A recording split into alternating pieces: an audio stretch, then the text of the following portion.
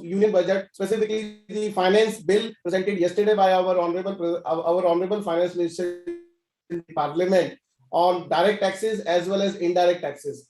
Today, we have fortunate enough to have Honorable Revenue Secretary Shri Tarun Bajaj ji, who have consented and who is present here to be the chief guest of this program. On behalf of the entire fraternity of Northern India Region Council of the Institute of Chartered Accountants, I welcome you, sir, on this virtual meeting that we are organizing the very next day of the presentation of the finance bill in the Parliament.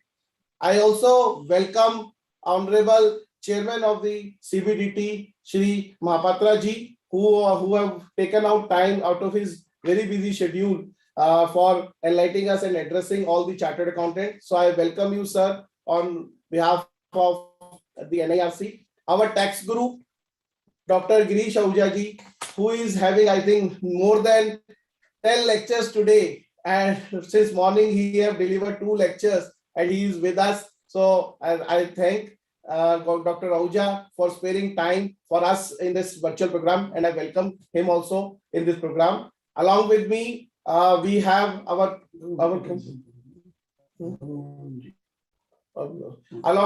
along with this, we have our session chairman who will be with us for during the entire technical session, Padam Shri T.N. Manoharan sir, who is also chartered accountant and comes from our fraternity. So I welcome Manoharan sir, who is also our past president of the institute. So thank you very much, sir, for taking out and joining us. So I welcome you as well. Along with me in the room, we have our past chairman of the Chaudhary ji is with me. Our treasurer of NIRC, Vijay Gupta ji, is also with me, and with Ashwini Jindal ji, past chairman Jalandhar branch, is also available. Virtually, we have Shashank Agarwal ji, which I can see our past chairman is with us. Our all the branch chairman, Diana branch chairman is, I can see our Noida branch chairman Chaman ji is with me, and all these have joined. I think Amritsar branch also joined us. So all the branches are also with us. So entire North India is present in this program. So I welcome all of you on this historical event of analysis of Union Budget 2022. Without wasting much time, because sir have his busy schedule, I first request Harish Chaudhary ji to formally introduce our chairperson CBDT, Shri Mahapatra ji. Over to Harish ji. Thank you, Vinas ji. Shri J.B. Mahapatra ji started his career as an IRS officer in September 1985. He is postgraduate in English literature. He has held several prestigious positions in various central ministries as well as income tax department. A brief description of his various positions is as follows: 1987 to 1996, ACIT, DCIT, income tax. 96-2002, Joint Commissioner, Additional Commissioner, Kolkata and Mumbai. 2002-06, Additional Director of Vigilance, exercising preventing and reactive vigilance jurisdiction or Government of India Group. Commissioner of Income Tax Appeal. 2010-12, Joint Secretary in Judge Inquiry Committee constituted by Upper House of Parliament under a sitting judge of the Supreme Court of India. 2012-13, Commissioner of Income Tax, Nagpur, Maharashtra. 2013-18, Joint Commissioner and Financial Advisor in Union Ministry of New and Renewable Energy, Ministry of Earth Science, Ministry of Electronic and Information Technology, Department of Science and Technology, and Department of Biotechnology. May 2018, February 20, Advisor to PSA to Government of India under the Cabinet Secretariat. February 20, May 21, Principal Chief Commissioner of Income Tax, Hyderabad. June 21 till date, Chairman CBDT. Thank you, Harish ji. I just got a confirmation that our Honorable President of the Institute of Chartered Accountants of India, Shri Nihar Jambusaria ji, have just joined. He has to rush to the Parliament for an urgent meeting with the Minister, and he have joined it from the Parliament itself. So Nihar sir, if you are there, so I request you to say a few words on this. Nihar sir, can you hear us? Yeah, thank you, everybody. The Honorable Revenue Secretary, uh, the chairman of NIRC, C. Avinash Gupta, C. Dr. Girish Ahuja, all those who are on dais in virtual form. Thank you so much for inviting, and let me compliment for organizing this budget talk by none other than C. Dr. Girish Ahuja ji, who we have always treated as tax guru and would analyze every small aspect of budget. So far as this budget and particularly the finance bill is concerned, I think there are 2-3 points on which I would just like to draw attention. That for the first time, the government has focused attention on voluntary declaration. And even within 2 years of the assessment year, if an assessee wants to declare income, paying the additional tax, this opportunity is being given.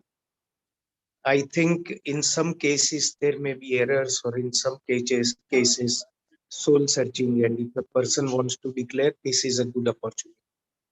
Second aspect which I would like to touch upon is cryptocurrencies, where it is good that clarity has been brought that 30% will be the tax on the income. But at the same time, because in international tax, this will always be an issue, whether this asset is situated in India or abroad. The question of invoking the double tax avoidance treaty would be very important. And perhaps now everybody investing in cryptocurrency day in and day out will have to work out the tax liability or plan for future very carefully. Apart from this, the relief measures which were taken earlier by providing concessional tax rate to manufacturing companies and to the startups, it has been extended by a year, which is a good step because during pandemic, hardly anybody had taxable profit. And now when this concessional tax regime has been extended, the manufacturing companies and startups will be able to take advantage of it. Otherwise, budget is having many routine features where the experts will analyze, and every small aspect which requires our attention will be drawn, and all the participants will benefit, and there will be value add from this. So far as we at the institute are concerned, this discussion will provide a lot of inputs to us to represent through post-budget memorandum, and even Revenue Secretary is present here. In his remarks, he may draw our attention to some of the objectives of the government. Keeping that in view, we can very well frame our post-budget representations.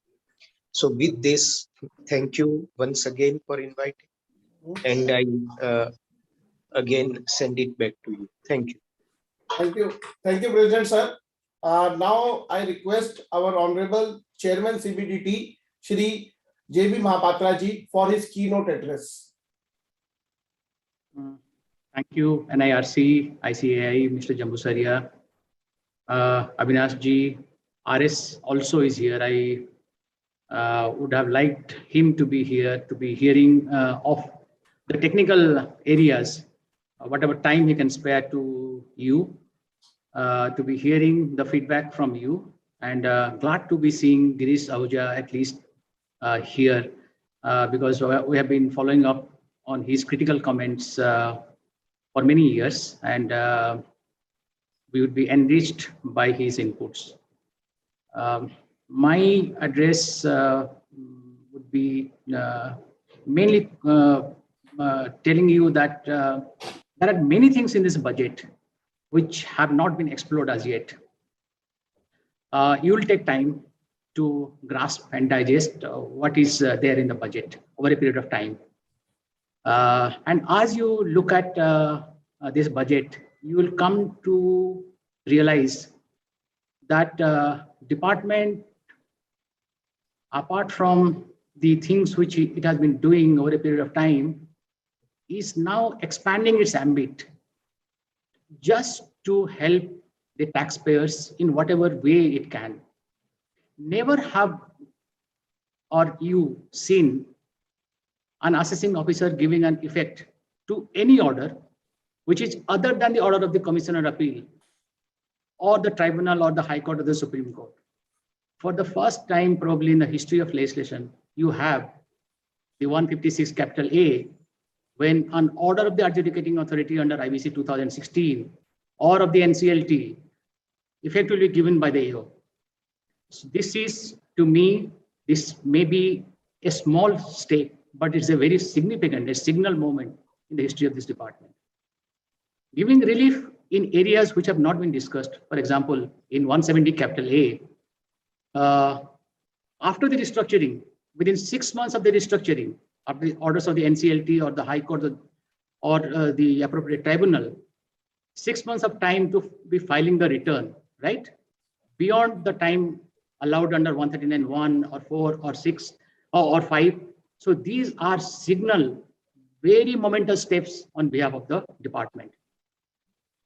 On many areas which have been discussed on the crypto, on the updated tax returns, many things are being told, good things have been told about the steps that department has been taking. On crypto, before the market can be formally regulated, income tax department has been given the mandate to go and tax the surplus, right? This is something which the department has been, it has been chosen as the right vehicle before the formal regulation steps in to go and tax. So this is a great responsibility and great faith of the government reposed in the department, that at least the department, in association with the professionals, tax professionals, we can help out finding the true depth, the true penetration of this market, how big it is, who are the investors, how it is being worked out. So these are signal steps which would be discussed, and there would be improvements as we go by, and things will emerge for the betterment of the taxpayer services. There are also changes in the administration, tax administration of the trusts and the institutions and the charities and the foundations, right?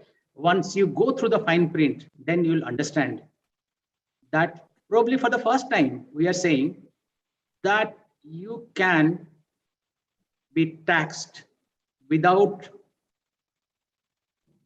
extinguishing your registration, right? This is a signal step which has been taken, right? We have got a small provision which is also embedded into the act, in the bill, which would say that if you have defaulted on some minor things, or if you have defaulted on lesser severe provisions in the act, there would be graded differences in the treatment of those misdemeanors, right? But when it comes to going beyond your object or indulging in some antisocial or non-genuine activities, or when your activity is not inuring for the benefit of the public, or you are engaged in a private religious purposes, right? Or on basis of some other law, some finding has come, then you are to lose both your registration and all your income gets taxed under 115 TD. So these are signal moments. And I think had I been a CA, probably I would have read through the fine print probably 3, 4, 5 days. And on the 5th day, I would have reacted. But it is too soon, as somebody who has been doing this income tax for a long time, it is too soon to be reacting on the budget, because the kind of things which have been embedded, which have been packed in a small amendment, right? Not more than, I think, 80 clauses or something. So it packs a punch, and only the chartered accountants and the professionals should know the true import. And while you understand the true import, you will also understand that the department has gone 2 steps forward in helping out the assessees in all their tax issues. So I will end with this. Thank you. This is all I would say at this point in time. Thank you very much, sir. And I think this budget, the more and more we read, the more and more things will come up. So I must compliment the board and the people who have made this provision. And too much long for the entire night, sir is reading, we are reading, and the next time when we read, we found that it is something which is there, which we do not understand. So as correctly pointed out, sir, there are a lot of good things in the budget, specifically the merger cases and others, what you have just highlighted. So these are really very welcome step for the tax professionals that we have, and I am thankful to the board and the government to provide these kind of amendment. Now we are eagerly waiting for our chief guest for his inaugural address, Shri Tarun Bajaj. But before I request him to formally inaugurate this program and address us, I request my treasurer, Shri Vijay Gupta ji, to formally introduce our Honorable Revenue Secretary, sir. Thank you, Avinash. And first of all, good afternoon to each and everyone. It's an honor for me to give brief introductions about Revenue Secretary, Ministry of Finance. So, Sri Tarun Bajaj ji assumed the responsibility of the Secretary, Department of Revenue on 1st March 2021. And prior to that, he was Secretary, Department of Economic Affairs, Ministry of Finance from 1st May 2020. He belongs to the Indian Administrative Services 1988 batch, Haryana cadre. Sri Bajaj ji has a bachelor degree from Delhi University and also MBA from IIM Ahmedabad and postgraduate MSc from London School of Economics and Political Sciences. Sri Bajaj ji, before joining the Department of Economic Affairs, worked as Joint Secretary as well as Additional Secretary to the Prime Minister from April 15 to April 20. He has served as Joint Secretary, Department of Economic Affairs in 14-15 and as Director and Joint Secretary in the Department of Financial Services from 2006 to 2011. Sri Bajaj ji has over 33 years of experience in administration, management and public policy. He has primarily worked in the areas of finance and industry. So he has a very rich experience. So over to Avinash ji. Thank you, Vijay ji, for the formal introduction. I think one thing which is missed, that Bajaj ji is a graduate from Shri Ram College of Commerce. So I welcome you, sir, because I also belong from the same college. So I thought that I must say this thing. And Dr. Ravi Gupta have also joined us there. So I request Honorable Chief Guest to give an inaugural address.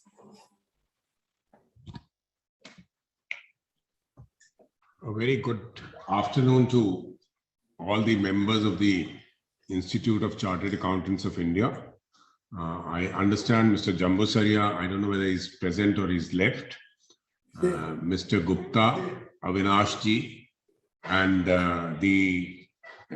my colleague, Mr. Mohapatra, and in the end, I'll come to the tax guru, and I like that designation which you have all given to Girish Ahuja sir. I think, like me, many of you may have been taught by him in our younger days. So, but it is very nice to see him. He looks as young as ever. So I would look forward to his comments also and try and participate in them for a little while on the technical session that is there. On the taxation front, I would like to give you a macro picture of the way the government or the way we have thought about as to how do we need to go about on the taxation front. One of the things that is very important, which has also emanated from the various steps that the government took, I would specially mention the abrogation of the retrospective taxation that we brought in August of last year. So the whole idea is that we want to have a very stable and a predictable tax regime and not make many knee-jerk changes on year-on-year basis. So basically to make people understand that the tax regime in this country is this, and we will try to definitely get feedback from all of you and make changes in the sense of making life easier for the taxpayer, making life easier to do business. It is in that context also that some of the provisions that are there in this present budget have to be seen in the same light. My colleague, Chairman CBDT, has already mentioned about certain provisions which are there in the finance bill but did not figure in the speech of the finance minister. I'm sure the chartered accountant community must have gone through and will give us a feedback on what do they think of some of those provisions which did not figure and have not figured in the newspapers as well so far. I just want to give you the philosophy. When I came here in March of 21, suddenly I found a few tweets a month later which was saying that I want to file my return. Why don't you let me file my return? So I recall having had a discussion with the chairman and I said, what is this? So he explained to me the concept of a return, then a revised return, and then a belated return and a revised return. And after that, I think even if the person wants to come to us and wants to pay his taxes, we said, no, now I will give you a notice. I'll go through a litigation process and only then will you pay taxes. Maybe I'll levy penalty on you. So Mr. Mahapatra, I would say, is a very, very positive chairman that I have with me who understands a non-technical person. So I told him that as an income tax department, I should have no ego. If a person is coming to me at any stage and saying that I made a mistake, I made an omission, I made a commission which I want to rectify today, please give me a chance. So it is from that angle that he was also very keen to have such a provision, that we thought about this provision and we have come up with this provision. I would now like to nudge my friends in the institute to, because we are also throwing a lot of information for the taxpayer. The whole idea of the AIS is not to keep that information in my pocket and then try to be one up on the taxpayer and try and catch him later. I don't think that is the idea, and I think the philosophy of the present board and the department, the way the culture I'm trying to build up is that at any stage, if you feel that you have made that mistake, you please come back and rectify. So we are giving these 2 years. Obviously, we have to charge some extra tax, otherwise the people who are paying taxes and filing their returns in time will have a perverse or the people who get this chance will have a perverse incentive that they'll be able to pay taxes later. So we are charging an extra 25% and 50%. Some people may have a quibble on the amount of the extra taxes that we are charging, but I think that is a matter that can always be looked into. The whole idea is we feel that there would be people who have missed out, say, ₹1 lakh or a 2 lakh rupees of income. The tax on that may be 30,000, 40,000. So the extra tax is payable only to that amount. So I would request all my friends sitting there that you would, if you find out in your clients that something is missed out, it's better to come out openly and give that. This also is a desire on the part of the department as a philosophy to say that we trust the taxpayer. So if the taxpayer does any correction, we are very happy with that. We'll accept the tax and that is the end of the game. But at the same time, to ensure that people don't misuse it, I'm sure Mr. Mahapatra and his team would continue to work on people to see who are evading taxes and reaching out to them and taking action against them. And we have certain details in the finance bill where we are saying as to who, in what circumstances this updated return will not apply. So I'm sure you have gone through it and you will have your own comments on that. On the litigation management also, I would especially seek your comments as to what we have done. So what I find is that there are a large number of cases, and the number of cases at the Supreme Court, High Court are also very large, though in the last 1 year they have gone down a bit, but they are still very large in number. So we just wanted to understand what is it we can do. So we have come up with this provision. I would not like to elaborate. I'm sure all of you know what that provision is.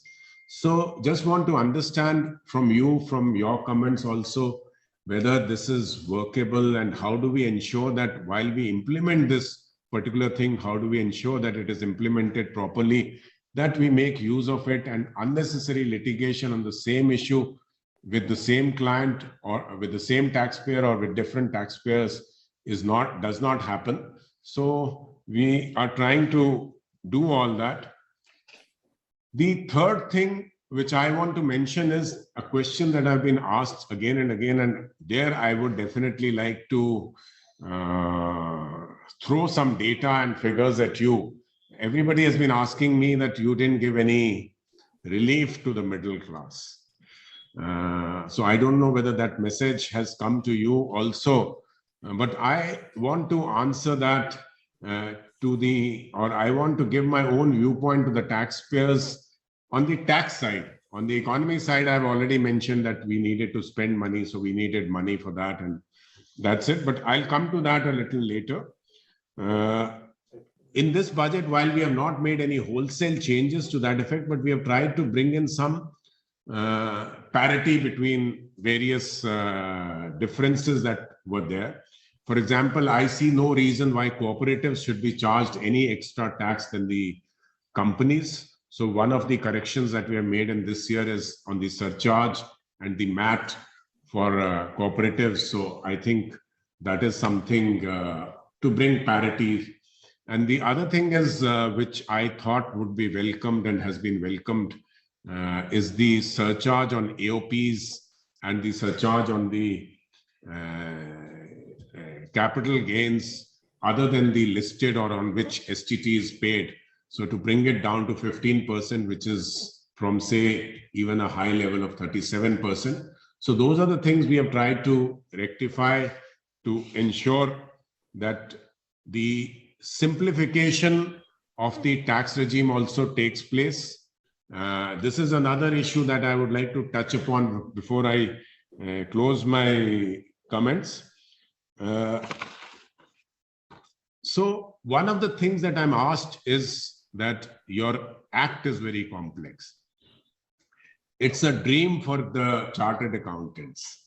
It's a nightmare for the taxpayer. So I keep getting those comments from various people, including my colleagues. And I realize in this 1 year, I have been defending the department to a great deal in the before my own colleagues, before the cabinet secretary, before the Prime Minister's office, and even before the Prime Minister. And I said, if I look back at the history of the tax legislation, I think the first legislation perhaps came up in 1860. Then the second one came up sometime in 1900. I don't remember, 5 or something, then 1961.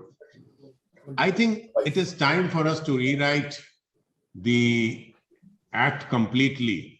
And Mr. Ahuja has been part of a committee that has given us a recommendation, and we are at fault that we have not done anything on that. But here, since I'm talking to, I think, my guru, my friends, so I can talk to you very frankly to say that to bring in simplification, it is important to rewrite the act. We have now to move away from exemptions. We have now to move away from provisos. We have to make it very simple. The philosophy should be that if I make money, irrespective of my age, irrespective of my profession, I should pay taxes. Maybe the taxes payment can reduce, but this maze of exemptions also needs to be reduced considerably. Only when we are able to do that, that we would be able to simplify.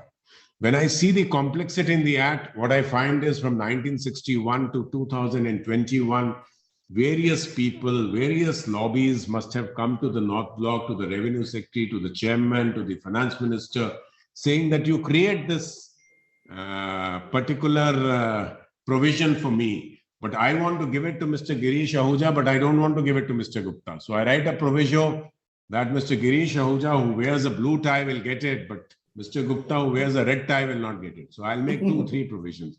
So that's how I'm making it very complex. So I just want to say that in a very layman's language, that we need to look at this, and I want that kind of an input, those kind of suggestions. And I had also requested the Institute a few months ago when the president had met me that I want something like that to say that how do we make it simple? The other thing before I close, I want to speak on is to answer this question. I'm a little reluctant to answer this question in the public domain, but I want to leave this thought with you as to how, as policymakers, as a department that is responsible for collection of revenue, what is our thought process when people come to us and say that you have not given us a relief? I was just looking at the figures of 1920. The returns that have been filed for the assessment year 2021. Well, this year, unfortunately, the returns have been delayed and we have not been able to analyze them. So we'll analyze them in due course.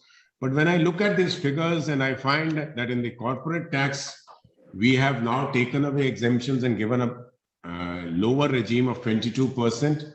But when I look, the effective rate of tax in 1920 for corporates has come down to 22.54% as compared to 27.81% in 2018 and 19. But a good part of that is that while there was a reduction in the total tax revenue in the years last year and the last to last year, that was also because of the pandemic and also because of the reduction of taxes, but they have now gone up in the current year. And maybe when I look at people, I find that 65% of the income has actually shifted to the new regime, though only 16% of the assessees have shifted to the new regime. But my anticipation is that when I analyze the data for the current year, the 65% would also have gone up, and that 16% would also have gone up, because there is a sunset clause for exemptions, and as the exemptions get over for corporates, they will definitely move into the new tax regime. So I think there we have made some major reforms and we are moving in the right direction. For individuals, we came up with a new tax regime last year where we said without exemptions, your taxes are a little lower than as compared to if you take exemptions. But my anticipation is that people making money up to 12 lakhs, 13 lakhs will not shift to the lower tax regime because they are taking exemptions and not paying any taxes, while in the new regime, they will they will have to pay some taxes. So that is what the anticipation is. But what I wanted to say this, and I would like all of you to hear this carefully, is that I had asked the chairman to do an analysis and he's given me the figures, and I'm thankful to him that he's asking me to speak out to you those figures. It is a little amazing to me that of the total returns of 6.3 crores that were filed for the financial year 1920, previous year 1920, in assessment year 2021, 75% of the assessees filed a return of 5 lakhs and below. So it is only 25% of people who are filing returns above 5 lakhs. Out of this 25%, also 17% people have filed returns of 10 lakhs, between 5 lakhs and 10 lakhs. So up to 10 lakh return is 92% of the total returns. Only 8% people are actually paying taxes, because if somebody is showing an income of 10 lakhs of rupees, he obviously will be able to take exemptions and maybe may make some very small amount of tax payment or no amount of tax payment. I would also like to bring to your notice that when I divide these people between salaried and non-salaried, the figures are even more startling. When I look at salaried people, 87% of the people file returns below 10 lakhs in that year. And only 13% have filed between 10 lakhs and 1 crore. And when I ask the chairman above 1 crore, he says that doesn't even come in decimal points. What figure do I give? That is in a few thousands. The non-salaried people, this is an important aspect which I would like to put before you. Are you able to hear me? Yeah, go on, sir. Go on. Clear. On the non-salaried front, 96% of the people file returns below 10 lakhs. You tell me, where is the tax base in this country? How do we give relief to the people of this country? The tax base is not there. In spite of the fact that we have tried to increase the TDS, this is still the position, though my own gut feeling, my perception, my analysis says that when I do the analysis in the current year, this will be a better situation than what I have just narrated to you. The average tax per return is 63,000 rupees. It is 31,500 for the non-salaried and it is 95,000 for the salaried. So I want to request my friends sitting on the other side that you now have a major responsibility in ensuring the tax base increases. We are also now collecting a lot of data. The chairman, at some stage, I'll request him to come and speak to you on the e-verification, what we plan to do there. So rather than getting into this field where we try and catch people, I would say as advisors to the taxpayers, it is your duty now to see to it that the tax base increases, that people pay up taxes. I will end by giving you an anecdotal story of what I have myself seen. I belong to the state of Haryana, as was mentioned in my introductory remarks by Mr. Gupta. I was MD of HSIIDC, which is the Industrial Development Corporation.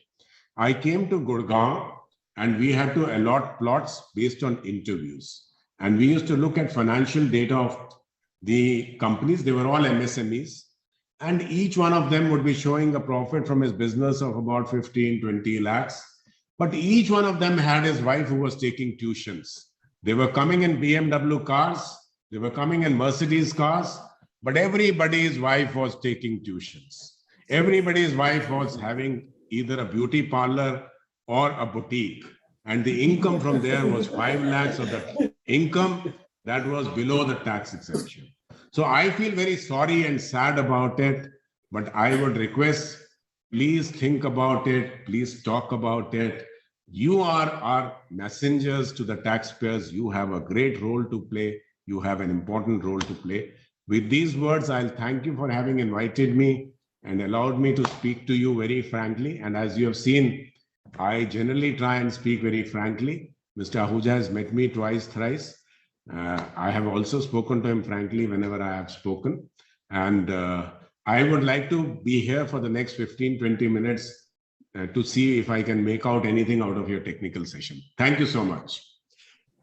Thank you. Thank you, sir, for sparing us time for this budget talk that we have. So as far as this inaugural session is concerned, so it is formally, we are closing it, though it is required to give a formal vote of thanks, but because you are here and you want to listen, our Honorable Tax Guru and our Chairman of the session, Padam Shri T.N. Manoharan sir is also with us. So just I request Ashwini Jindaji to formally introduce our Chairman of the technical session, CA T.N. Manoharan sir, who is also our past president and Padam Shri awardee.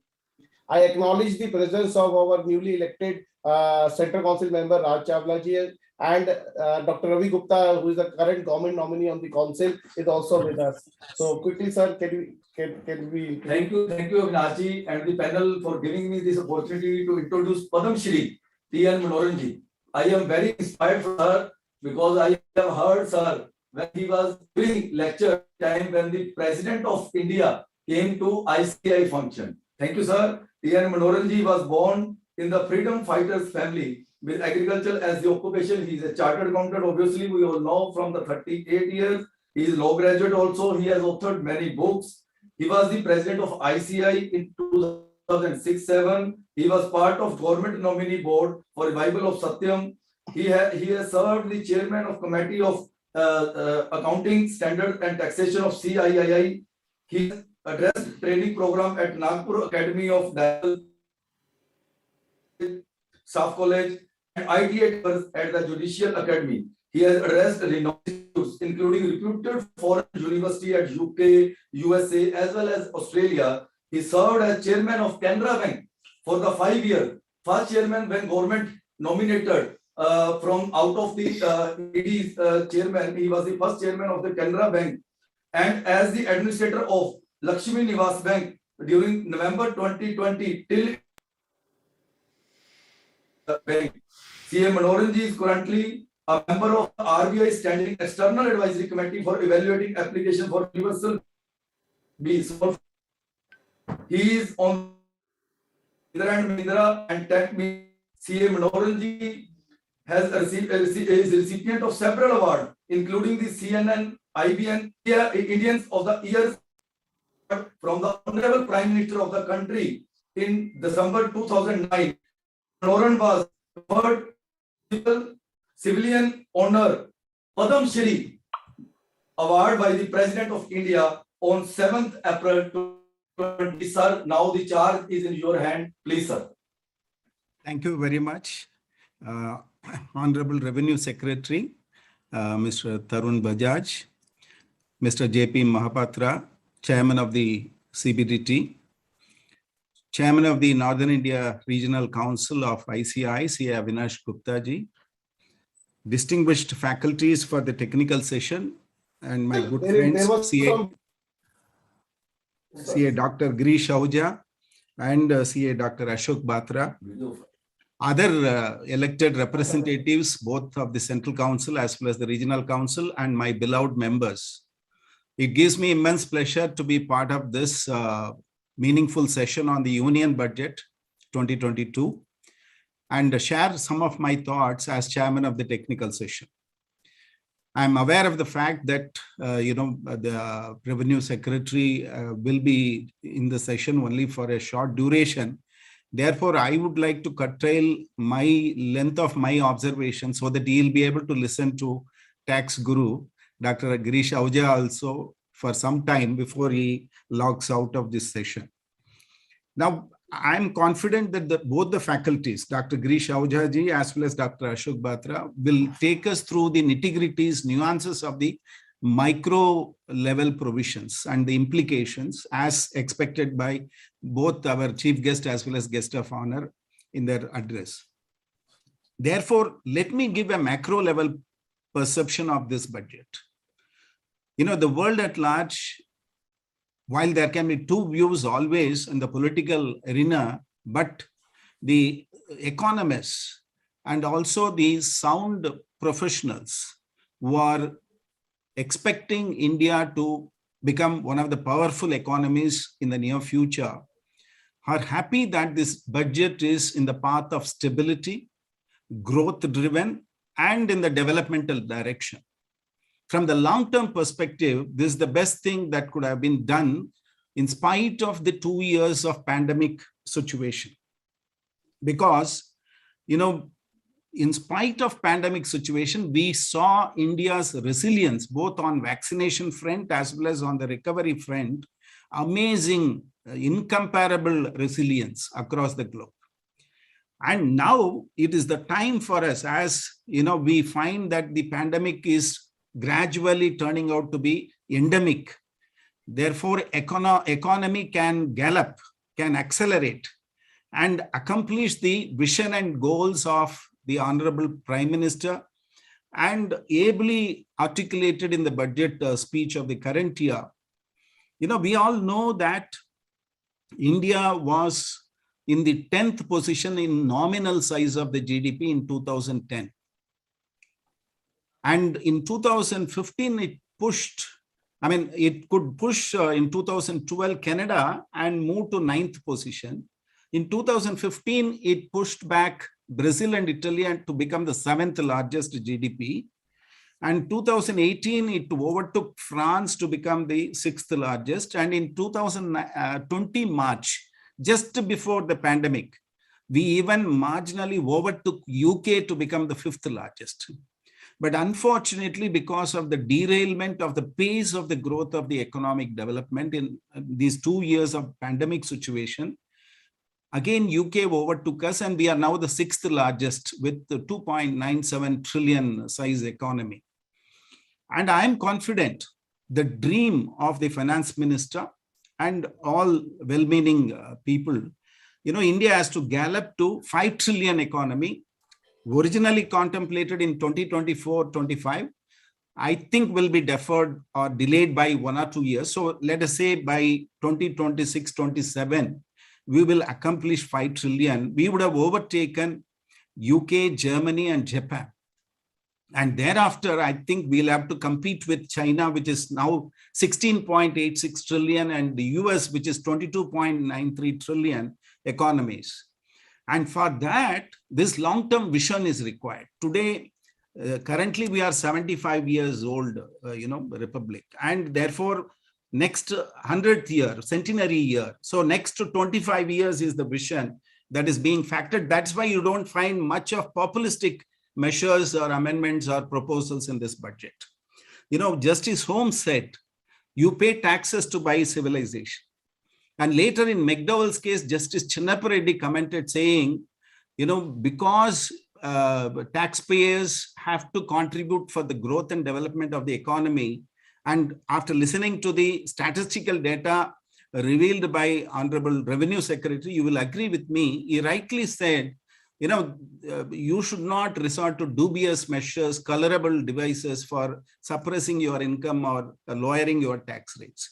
It has to be a bona fide, mechanism. But later in Arvind Narottam's case, Justice Subhash Mukherjee went on to comment, no doubt Justice Holmes said you pay taxes to buy civilization. But in this country, ordinary taxpayer is asking the question, am I buying civilization by paying taxes, or is it helping ostentatious expenditure or diversion?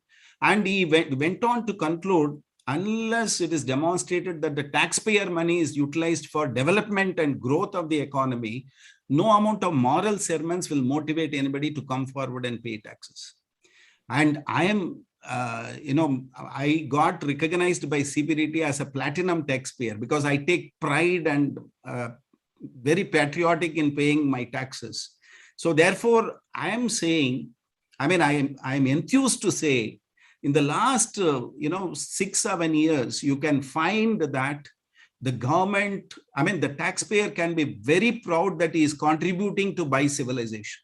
The kind of infrastructure development that is happening around roads, ports, airports, shipping, water, basic housing requirements for the downtrodden, the budget allocations that are happening, and especially in this budget, and healthcare access.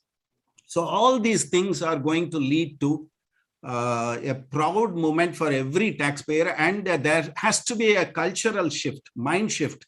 And another good thing rightly pointed out by both the CBDT chairman as well as revenue secretary is that without representation, or certain hardships have been addressed, like capping the surcharge to 15% on all long-term capital gains, and rationalizing some of the provisions to remove genuine hardship. So all these things are being done, and at the same time, incentives are also getting extended by 1 year to remove genuine hardship and all that. So from that perspective, I think we are in the right path, and the taxpayers, it is time that we come forward and change the mind shift. And there is no premium on dishonesty. That's why even when 2 years is given, this 25% and 50% additional tax, so that there is no premium on dishonesty. Similarly, if a survey or any search happens and undisclosed income is found out, you cannot set off the carry forward losses and all that. So there is premium for honesty in the last decade, especially last 6-7 years. And that should enthuse all of us to fall on the right side of the law and framework.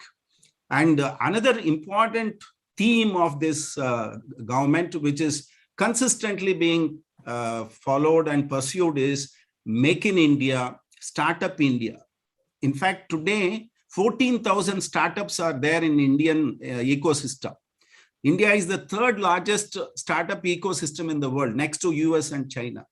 And unicorns, number of unicorns with $1 billion valuation among startups, we have 83 of them. And among these 83, 44 became unicorn in the last year, 2021. So what will happen is, with this kind of startups and Make in India shift, paradigm shift in the growth path, there will be improvement in the productivity, supply chain, and therefore there will be provision of more employment. More employment will lead to more earning of income. More earning of income will lead to better savings as well as investments. And that will again result in a virtuous cycle. And therefore, I am confident that with this kind of a budget, we are in the right direction. from the long-term perspective, and I'm confident India is going to gallop to emerge as the strongest economy. Now, I will invite tax guru, Dr. Girish Ahuja ji, unless there is a formality of, I think he doesn't require any introduction.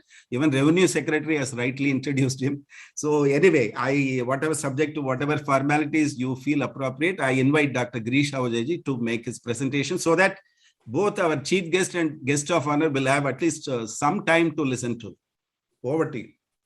Yes, sir. Yeah, just Giriji have just said that let us leave the formalities and let us hear directly from Giriji. Our next speaker, Ashok Batra ji, have also joined. So I welcome him formally in this program. So over to Giriji. Good afternoon to everyone. Honorable Revenue Secretary, the Chief Guest of today's function, Shri Tarun Bajaj ji. Honorable CBT Chairman Mahapatra ji, he is the guest of honor of today's function. Sir Shri as Padam Shri T.N. Manoran ji, President Nihar Jambusaria is also there of the Institute of Chartered Accountants of India. Our brand ambassador, torchbearer, Mr. Jambusaria is also there. Chairman of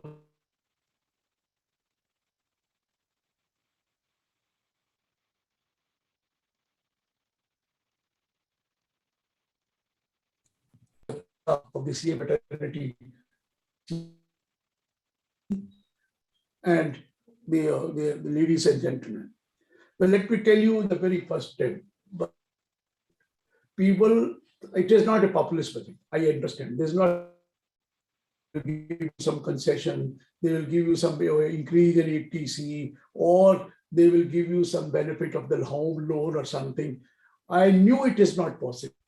You have already seen whatever the Honorable Revenue Secretary has said, what kind of a return we are filing, 6.3 crore returns, and how much people are paying tax. The people more than 50%, 75 are filing a return for less than 5. And you all know that up to 5 lakh, the income is exempt. Why call up to 5 lakh? Even you can go exemption up to 6.5 by contributing for ATC or even for ATD 6.90 and other provisions also. If you have interest income, even up to 750 lakh, you don't have to pay tax. So where is the scope of giving any benefit of tax rate?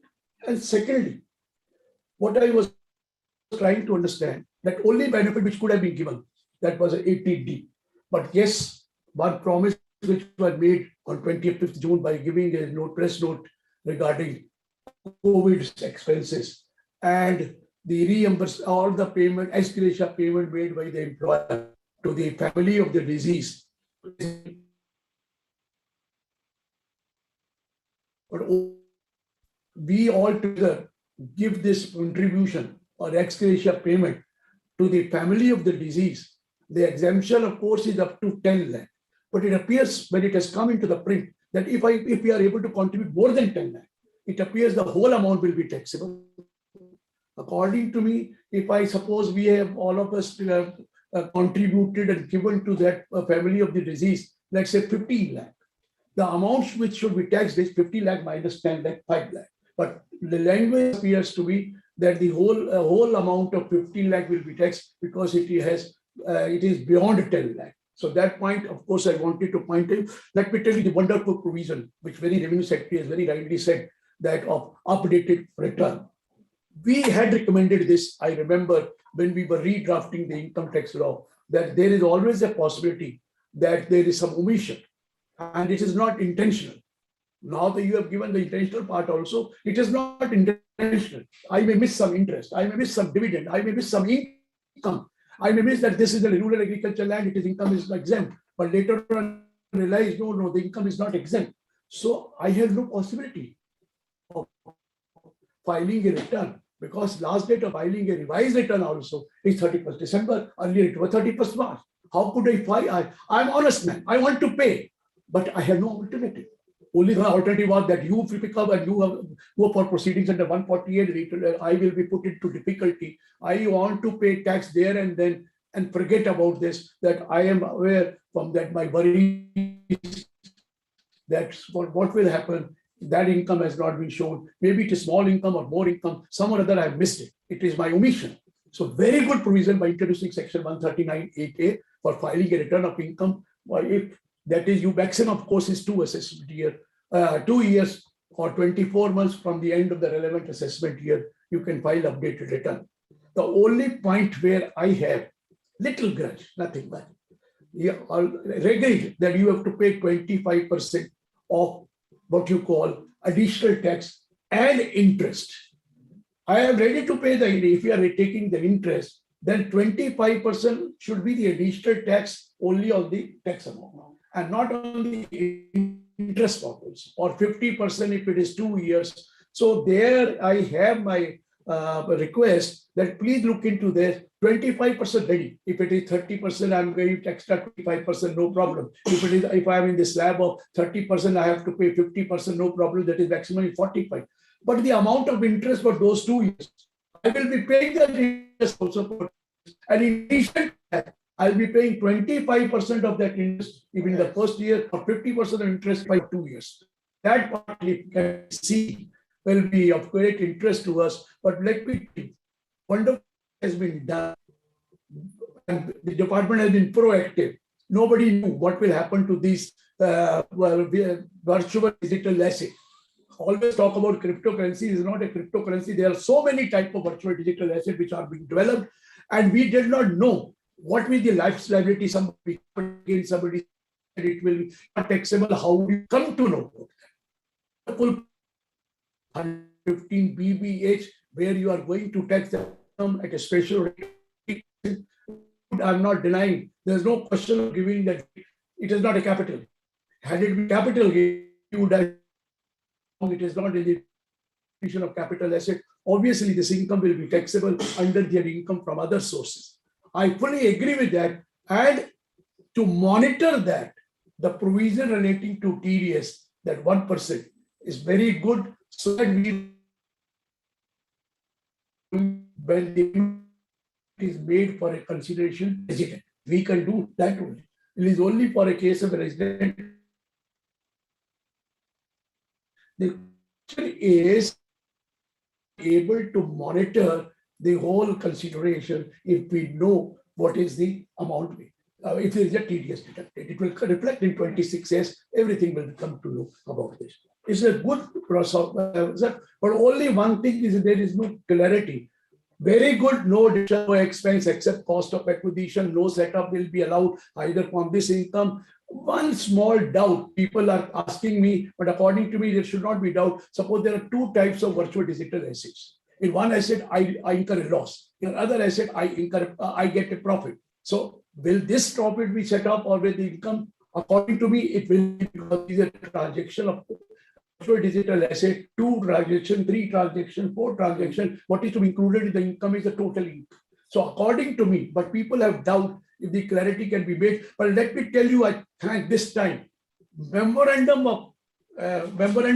which has been prepared. It's a very lengthy memorandum which I'm saying, explaining the provision of the finance bill. Very well drafted. Very well drafted. It is giving the whole clarification, because somebody has done a good job of preparing this memorandum. Because whenever we are seeing the provisions, we always refer to the memorandum explaining what was the reason for this. But somehow or other, one thing which has been brought, there are 2 regimes in the case of charitable trust. One regime is a section 1023C, other regime is under 11 and 12. Earlier, there was a lot of changes between this, and we were always deciding whether to go under 1023C or go under 11 and 12, because certain beneficial under 1023C were beneficial under 11 and 12. Now the level playing field, although it has become very cumbersome, there are 24 provisos. See, what is that income tax act? There is a section. Under that section, there is subsection. Under that subsection, there is clause. Under that clause, there is a sub-clause. Still, it is not complete. Under sub-clause, there is an item. And it is not complete. After that, there is a sub-item. It is not complete. Then there are proviso, provided that. First proviso, provided further provided. Second proviso, provided also. There are 22 provisos, sir, under section 10, clause 23C. 23 provisos. And besides that, so many explanations are there in section 1023, explanation 1, explanation 1A, explanation 1B, explanation 2, explanation 3, so many. very difficult to understand. For a person like me, I'm very happy because I'll get a good amount of practice or the advice. But let me tell you, people were misusing. I'm not denying people are misusing the charitable funds or diverting it for a person referred to Section 33 for their relative. That point has also been checked, and penalty has been imposed under Section 270 AAE. I'm happy with that. But only difficulty is how to determine that this benefit has passed on to person referred to in 33.3, because there is a Section 13 subsection 2 where it is said that if it is a reasonable amount paid, there is no question of any benefit given. What is unreasonable is most unreasonable to decide. I tell you that discretion is putting us into a difficulty. But let me tell you, good thing which you have done about long-term capital gain. It's not a question. You are giving a benefit to listed security 10% for long-term capital gain. The surcharge, the benefit of surcharge given Section 111 and 120 can be some want to sell it. These are not paid. If I get a when I earn it and that I was not supposed to pay surcharge at the rate of 25% or 37%, only for 1 year for selling the unit. Or if there is unlisted share, I sell it. If there are private funds or startup funds, if they are selling their share on the long-term capital gain, although that long-term capital gain is after 2 years unlisted share, but still that long-term capital gain, we were liable for a surcharge which went up to the what you call 37%. So it's 20% plus 37% plus 4% amounted to 29%. But every time we used to say 20%. So very good. And suppose I need money, I sell my house property and there is a long-term capital gain. I want to pay tax on that long-term capital gain. And due to that, my income has crossed 2 crore or my income has crossed 5 crore. I had to pay surcharge of this much amount. And I'm always feeling, what is the point?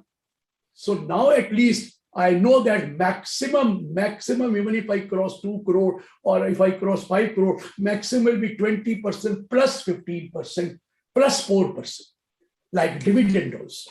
In dividend also, the surcharge is 15%. Here also, the surcharge will be brought. It's a wonderful step. Let me tell you, it should have been done and very rightly done by reducing the surcharge. And then level playing field with the companies and cooperative societies. Companies and cooperative society, we brought in a new regime. I was talking about regime. The revenue secretary pointed about the regime. The old regime in the case of company and the new regime in case of company, the company has got benefit. But the unit has been brought down to 15%. In case of individual, let me tell you, the benefit is more if I go under old regime. If I go under new regime, the benefit is, as a person like me, getting 1,50,000 ATC deduction, 80 deduction, I get a deduction of 50. That 3 lakh under royalty, I get only other deduction, which I will not be entitled to if I switch over to new regime. Individual HUF and EOP has not become popular. In case of cooperative society, in case of companies, it has become popular. But another point which I wanted to tell you, that in the case of company, okay,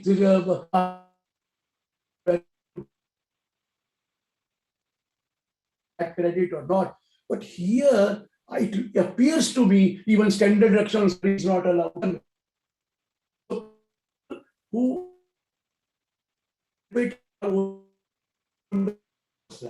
those who are in the getting, I am not getting that much of benefit, so I am not going to the new regime. And many of us have not gone to new regime. So there, somebody has to look into that. Where is the problem? Why people?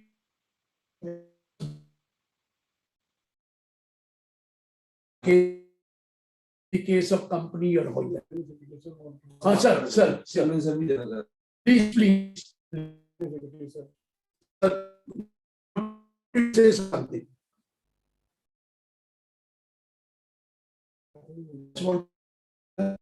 His hand. He raised hand. Mr. RS say something. I think is leaving. Thank Sir, you. I think Revenue Secretary sir wants to leave because he have other prior engagements. So I just want. And CBDT Chairman sir is also want to leave because of his busy schedule. So I formally thank the Honorable Revenue Secretary Tarun Bajaj ji for taking out time.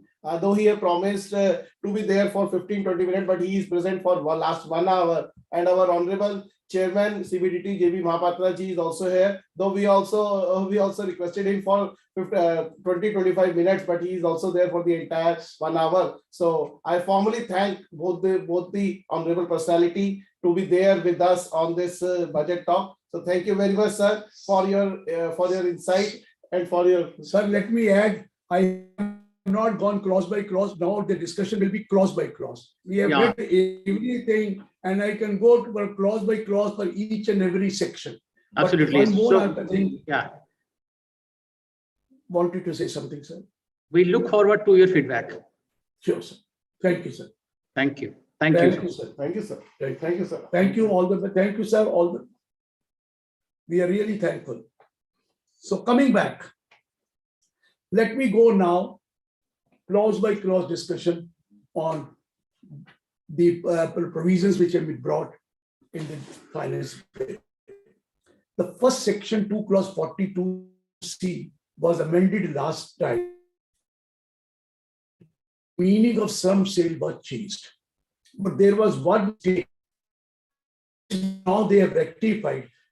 At that time, the transfer of any or more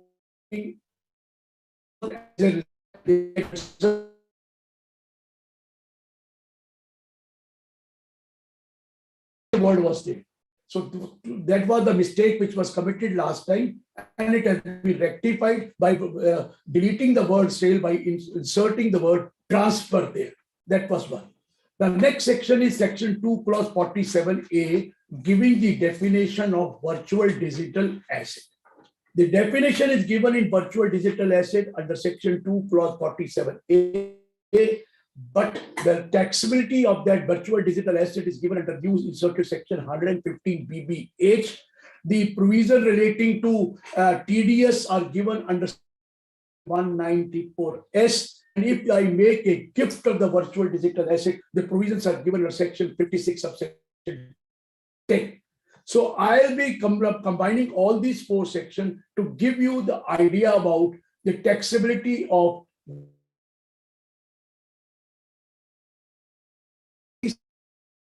complicated.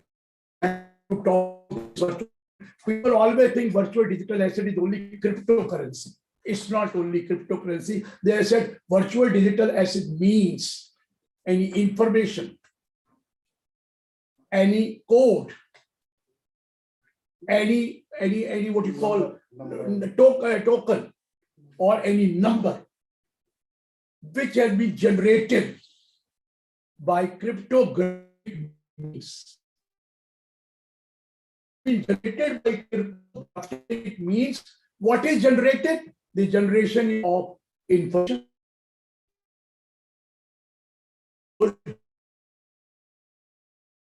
You call I am not very techno savvy. I don't know what assets are coming up, but different kind of the young cryptocurrency themselves also. Our currency, they excluded Indian currency and foreign currency and virtual digital, not part. Another word called fungible. What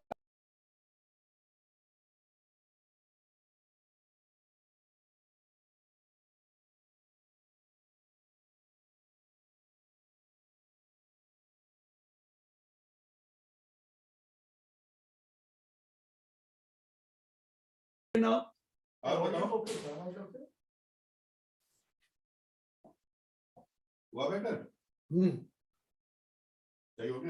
हाँ चलिए.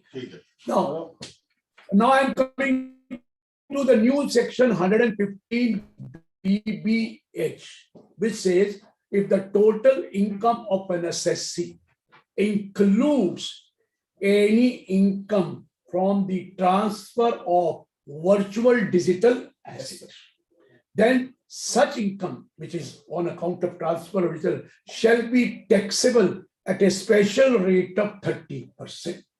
And the other income, excluding this income, shall be taxable as per the provisions of the Income Tax Act. This is 115 BBH. ये आगे लगा सकते हैं क्या? 1 minute, sir. What is the problem? I'm not.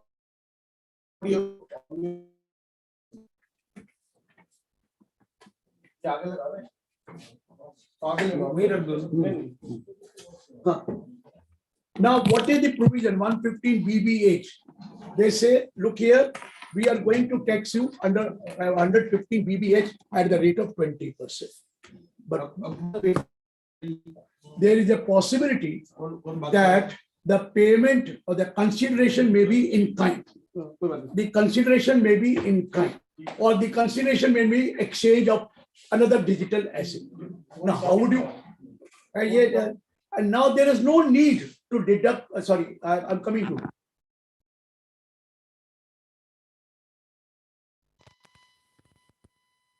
%, and other income earner.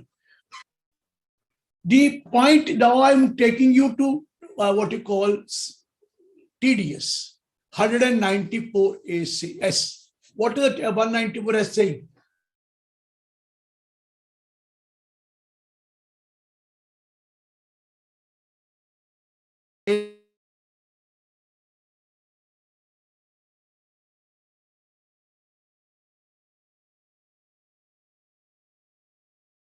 Under an obligation to deduct the tax at the time of credit of that payment, or at the time of making the payment in any board at the rate of 1% of the total consideration.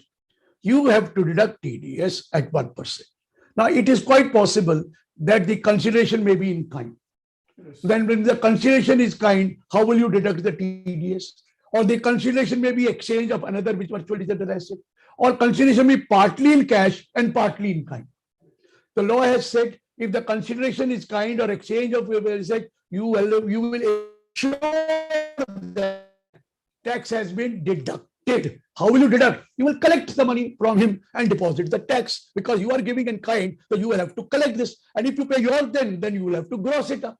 Then the grossing up will have to be done. And when it is partly in cash and partly in kind, then if the cash is not sufficient for the TDS to be deducted, then you will ensure that tax is deducted there.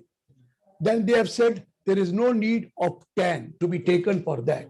Absolutely no need of TAN to be taken that or there is no need of 206 AB in that case. Next point which I have said is this provision of 194 S will be more applicable. If both provision of 194S and 194 are applicable, we will have to go for 194S and not 194O. And now this period is suspend account or any other account by whatever you have to deduct the tax in that.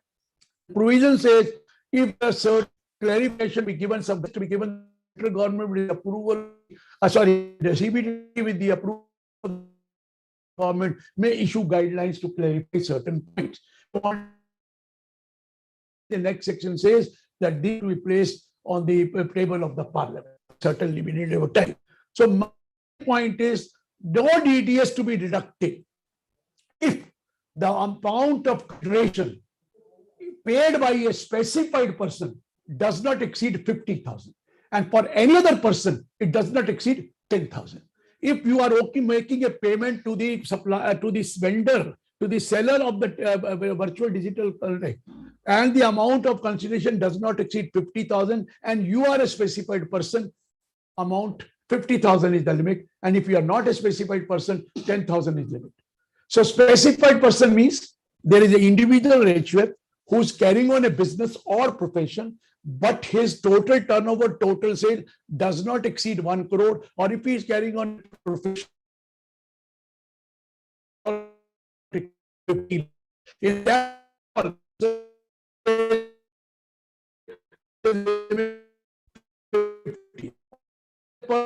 business, then they need to 1,000.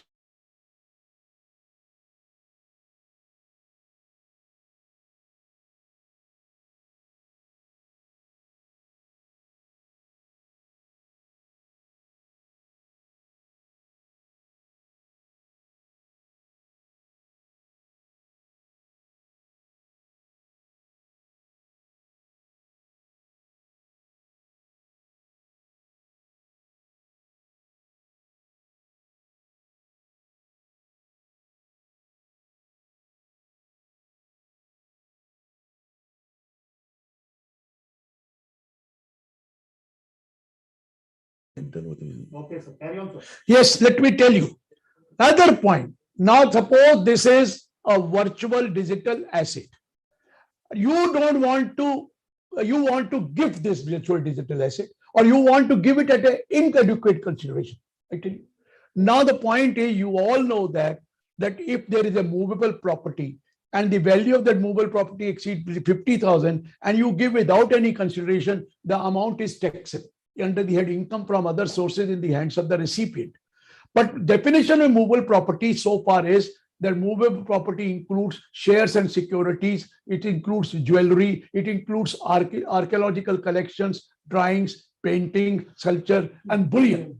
That definition is not given under 56.210. That definition is given under section 56, explanation under section 52.7. What is under 56.210 says that meaning of the property will be same as given in section 56.2.7.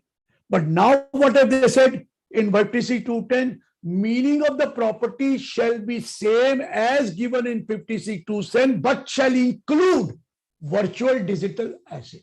Meaning thereby, if you give the virtual digital asset without consideration or for inadequate consideration to a person and the difference is more than 50,000, then the recipient of that which are digital asset will be liable to pay tax under the head income from other sources. I give an example. Suppose Harish Chaudhary ji, our Harish Chaudhary, CA Harish Chaudhary ji, I sell that virtual digital asset to Harish Chaudhary ji, or I gift him the virtual digital asset. I give him as a gift. The value of that gift, let's say the value of the market value of that virtual digital asset is 5 lakh, and I have given it as a gift. The law says it is a movable property, but not covered under 56.2.7, but in 56.10 says virtual digital asset is also property. So Mr. Harish Chaudhary will have to pay tax on rupees 5 lakh under the head income from other sources, section 56.2.10. But if I sell that virtual digital asset to Harish Chaudhary, whose market value is 5 lakh for 3 lakh, again the difference is 2 lakh. Mr. Harish Chaudhary will have to pay tax on rupees 2 lakh. But if Harish Chaudhary happened to be my relative and I had given him as a gift or for inadequate consideration, then there would not have been any problem. There would not have been tax. So I wanted to tell you, virtual digital asset given without consideration or for inadequate consideration will now be covered under section 56, subsection 2, clause 10. That point I wanted to really tell you. This is what I have covered. Virtual digital asset in all respect. Nothing is left out that. Coming to the next point. I would take up section 11 read with section 1033C last fall because there are a lot of changes in that. Before that, on 25th June 21, the department came out with a notice saying that expenditure incurred on COVID 2019 for treatment of any individual by any person, expenditure incurred by any person shall be not taxable in the hands of the person who got treatment. That will not be taxable. It will not be called that it is a gift to that gentleman for treatment expense. And it was also said that if it is, if there is a benefit, give ex gratia payment made by the employer to the family of the deceased, or ex gratia payment made by other person to the family of the deceased, that will also be going to be exempt. Some assurance was given. Now it has been formalized. One point also then, section 72, subsection 2, proviso under section 72 says there's what is included in perquisite and what is not called perquisite. Treatment of an employee in the hospital maintained by the employer is not a perquisite. Similarly, treatment of the employee in a hospital in a government hospital or a hospital maintained by the government is also not a perquisite. Treatment of specified ailment or disease, an expenditure incurred by the employer is also not a perquisite. Now they have said if any expenditure has been incurred by the employer on the COVID-19 treatment of the employee or his family member shall also not be treated as perquisite. It will not be a perquisite. It will not be included in your salary. Then they have taken section 56(2)(10) and inserted that this section does not apply the clause 11 and sub clause 12, saying that if any person has incurred expenditure on the COVID-19 treatment of an individual, then that expense which has been incurred by that person, suppose Mr. Avinash Gupta has incurred expenditure on the treatment of X and he has paid expenditure for that. Now this will not be treated as income in the hands of X. Although he has spent a lot of money and it is more than 50,000, should it not be treated as a gift? You say it will not be treated as income in the hands of the tenant. Then next point, sub clause 12 says that if Mr. Gupta or his friends want to contribute and pay certain ex gratia payment to the family of the deceased, if they pay, they are not the employee, he's not the employer, then the amount exempt is 10 lakh. If it does not exceed 10 lakh. If employer pays whatever amount the employer pays as ex gratia or to the family of the deceased, it is tax free. But now the problem which I told you earlier in the advance, that if the amount paid by them after contributing, all friends have contributed 11 lakh or 12 lakh and given to the family of the deceased, if it had been 10 lakh, no tax. If it is 12 lakh, the tax should be on 12 lakh. I think it should be only on 2 lakh. So some correction is required. I have just made an appeal to them and I think they will look into that matter, certainly. Coming to the next point. Now, this was 17.2. Next section 35.1, there was some mistake. You know, if you have donated some money for scientific research, social research, or research in social sciences, or statistical research, and donated the money. Now the question is, now any donation which is received, the recipient has to file a statement of the amount of the donation received by giving the name, address of the person and that statement has to be filed, and that statement, the donation will be auto in your return, and you will be allowed deduction on account of the donation only when it is return statement is filed and it is auto populated in return. If it does not find in your return, you will not get deduction. Now the question is that some mistake was committed in the language saying that deduction to recipient will not be allowed.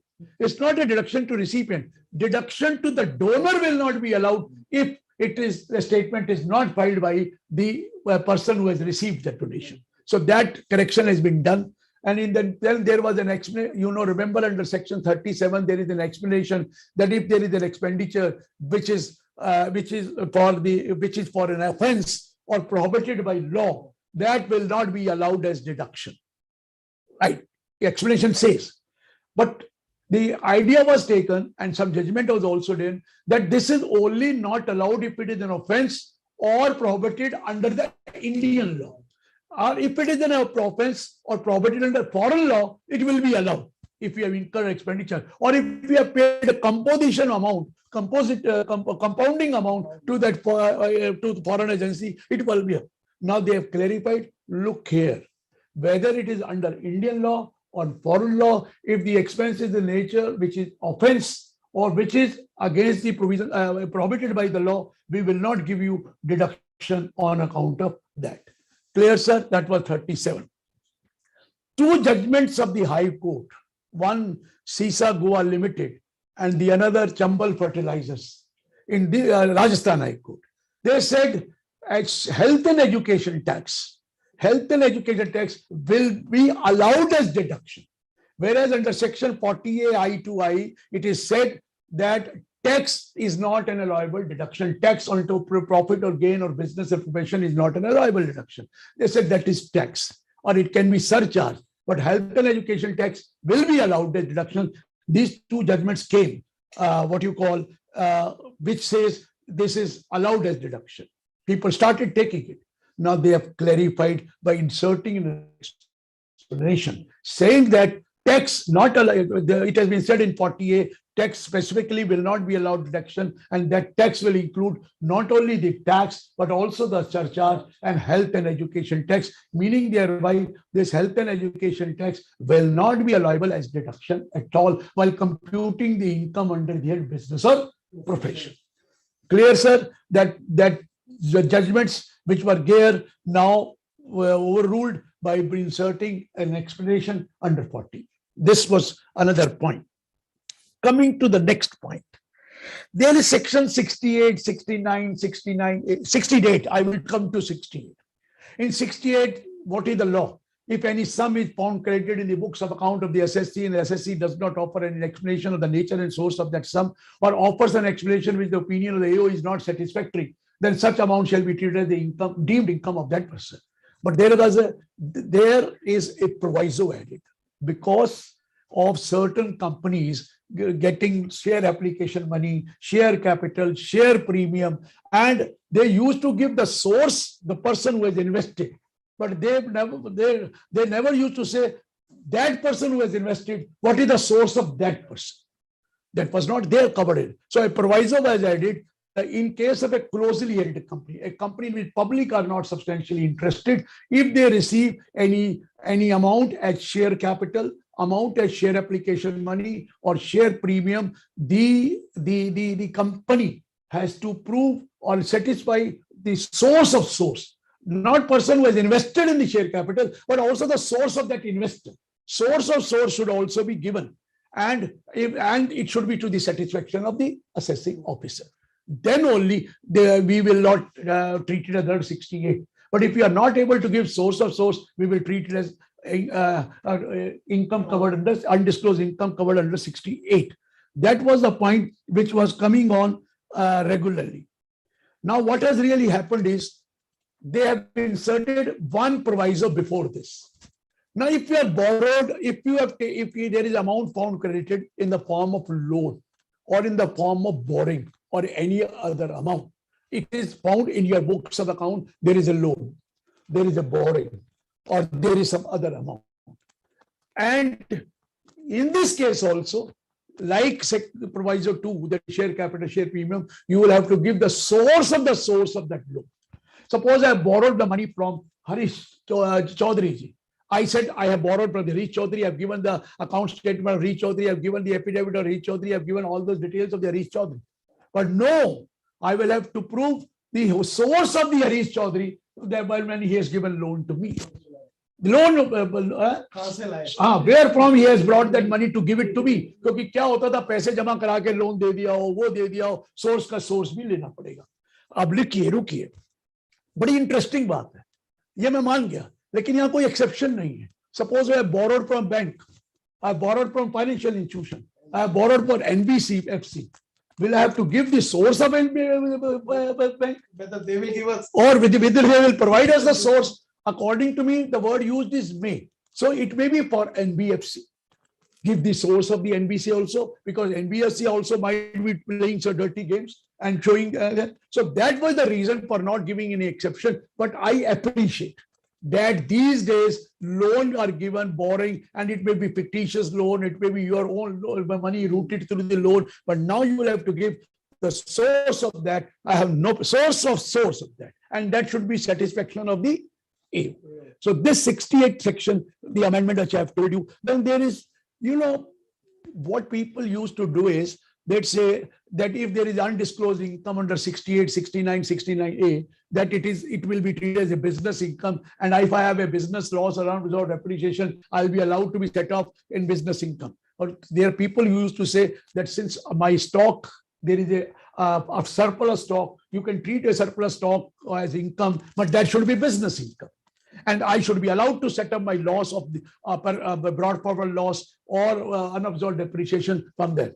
Section 79A has been inserted, saying that if there is a undisclosed income of 68, 69, 69A, then in that case, if there is a brought forward loss or any unabsorbed depreciation, that will not be allowed to be set off from such undisclosed income. And undisclosed income, they have defined what kind of undisclosed income is there in the case of such money, bullion, jewelry are found, or some books of accounts are requisition, or this money, bullion, jewelry belongs to some other person. All those details they have given, and they have said, please note, no loss will be allowed to be set off from such undisclosed income. Very correct. I agree with that. It should not be allowed to be set off. Although 115 BB already says it will not be allowed to be set up, but they said they will be taking a business income and it should be allowed to be set up. That's why they have clarified and 79A has been inserted.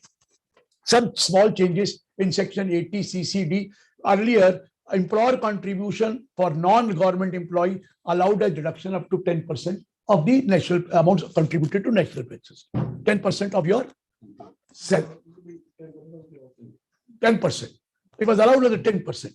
Now, in the case of central government LI, the employer was contributing, was allowed 14%, and deduction of 14% was allowed. Only central government employees.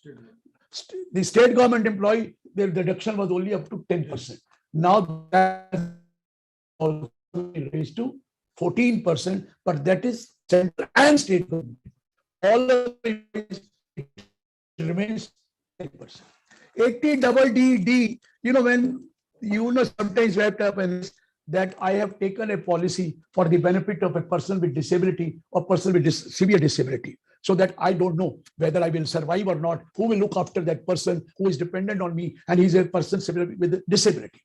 But the clause under that was that it should, that in that policy should have a clause that the annuity will be paid after the death of the individual who has got him insured for that disability, or if it is the Karta HUF. Now they said nothing doing. That remains. One more added, that if that person who has got that insurance, it is the insurance is named, but there is a tied to the physical disability, and if I've attained the age of 60, then in that case, even if I survive, I'm there, the annuity can be given to the physical disability person. ICAI startup. In the startup case, 31st March 22 was the last date for claiming an deduction of 100% for a period of 3 years. It has been extended by 1 more year, 31st March 23. This is under ICAI. This has been done. Next change. Welcome change. 115. What you call JC. JD. Cooperative society are taxed under the old regime at 10 on the first 10,000, 10%, on the next 10,000, 20%, on the balance 30%, and the surcharge is 12%. Okay. Cooperative society has another regime where they are taxed under 115 BAC at the rate of 22% plus surcharge 10%. Right, sir? Yes, sir. This is the position. Now, point is, cooperative societies are also liable for, if they are under the old regime, an alternative minimum tax, AMT.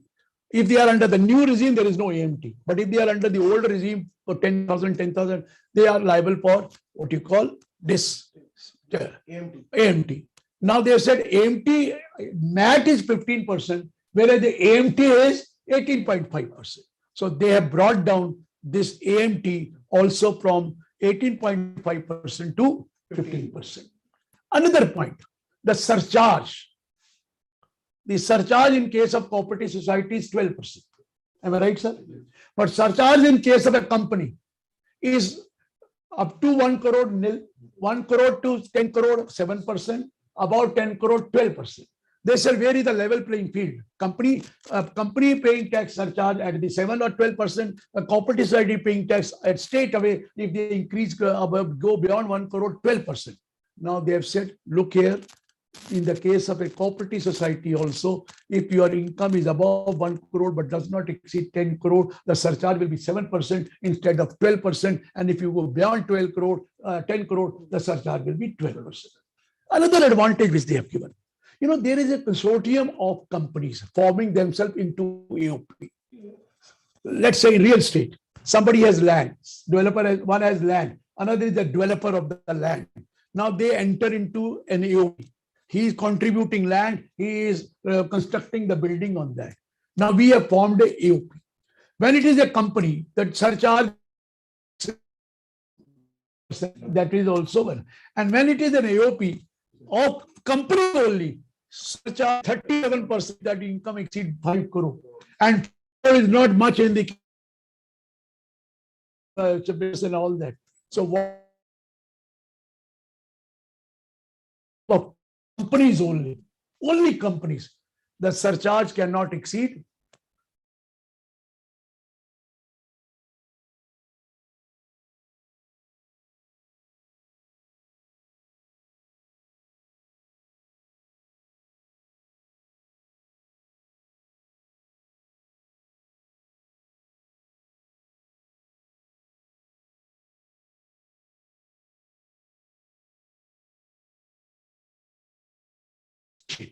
Next. कुछ problem है?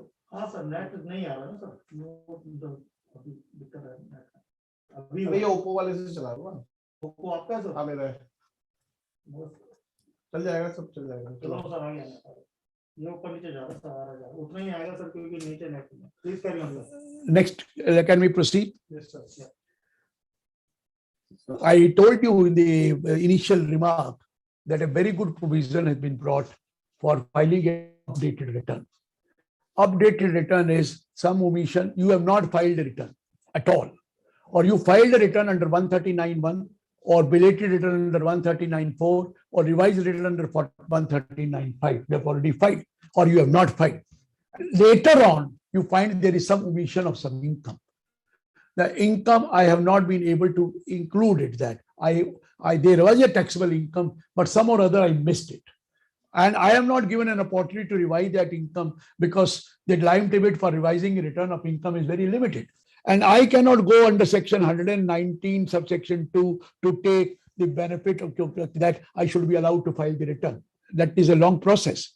Now they have said every person who has filed or not filed a return will be allowed to file an updated return for within 24 months of the end of the relevant assessment year if there is an income which has not been shown in the earlier return of income or he has not filed a return of income.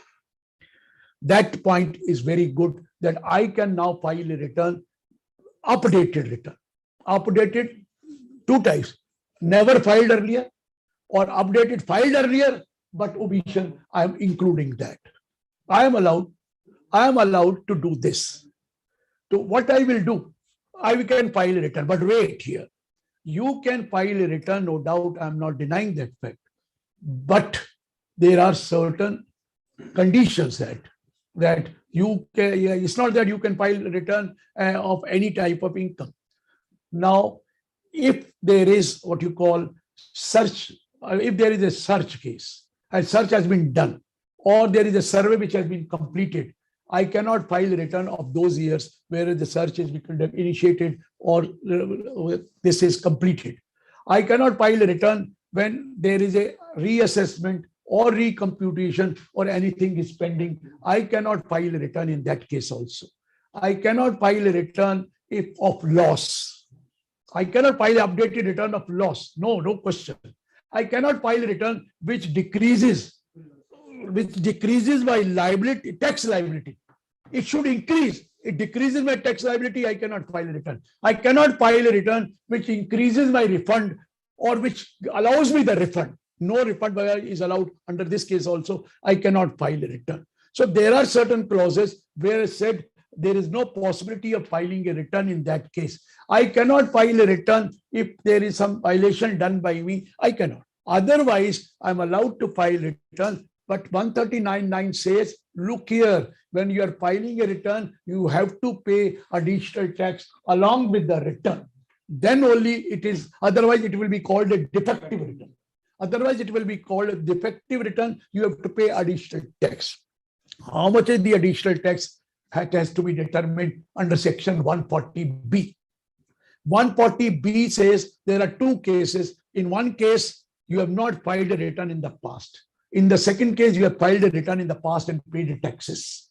When you have not filed a return in the past, 140B says calculate the tax on updated return of total income of the updated return. Calculate tax on the total income of the undated return. Deduct if there is any TDS or TCS already there. Deduct advance tax also. Deduct advance tax if you have already paid. Deduct tax credit under 9090A. If there is some tax credit in 9090A, deduct that also because it is already there. Yeah, or deduct if there is some benefit under the tax credit of 115, what you call MAT or tax credit of AMT. Deduct that. Then add interest on that. Right, sir?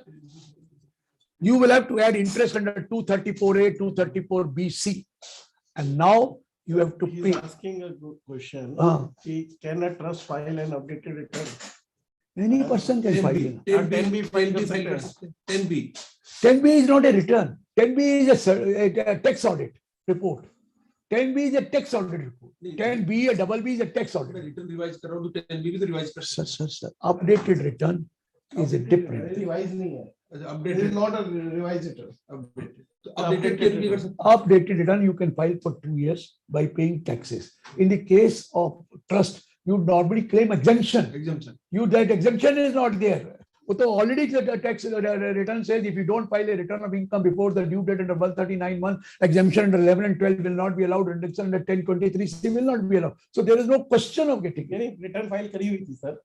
So the return already filed. Return filed for exempt income. Then what is the income which is escaped as a you file and pay tax? So there might be some other things which you will not be entitled to exemption because you have not applied that.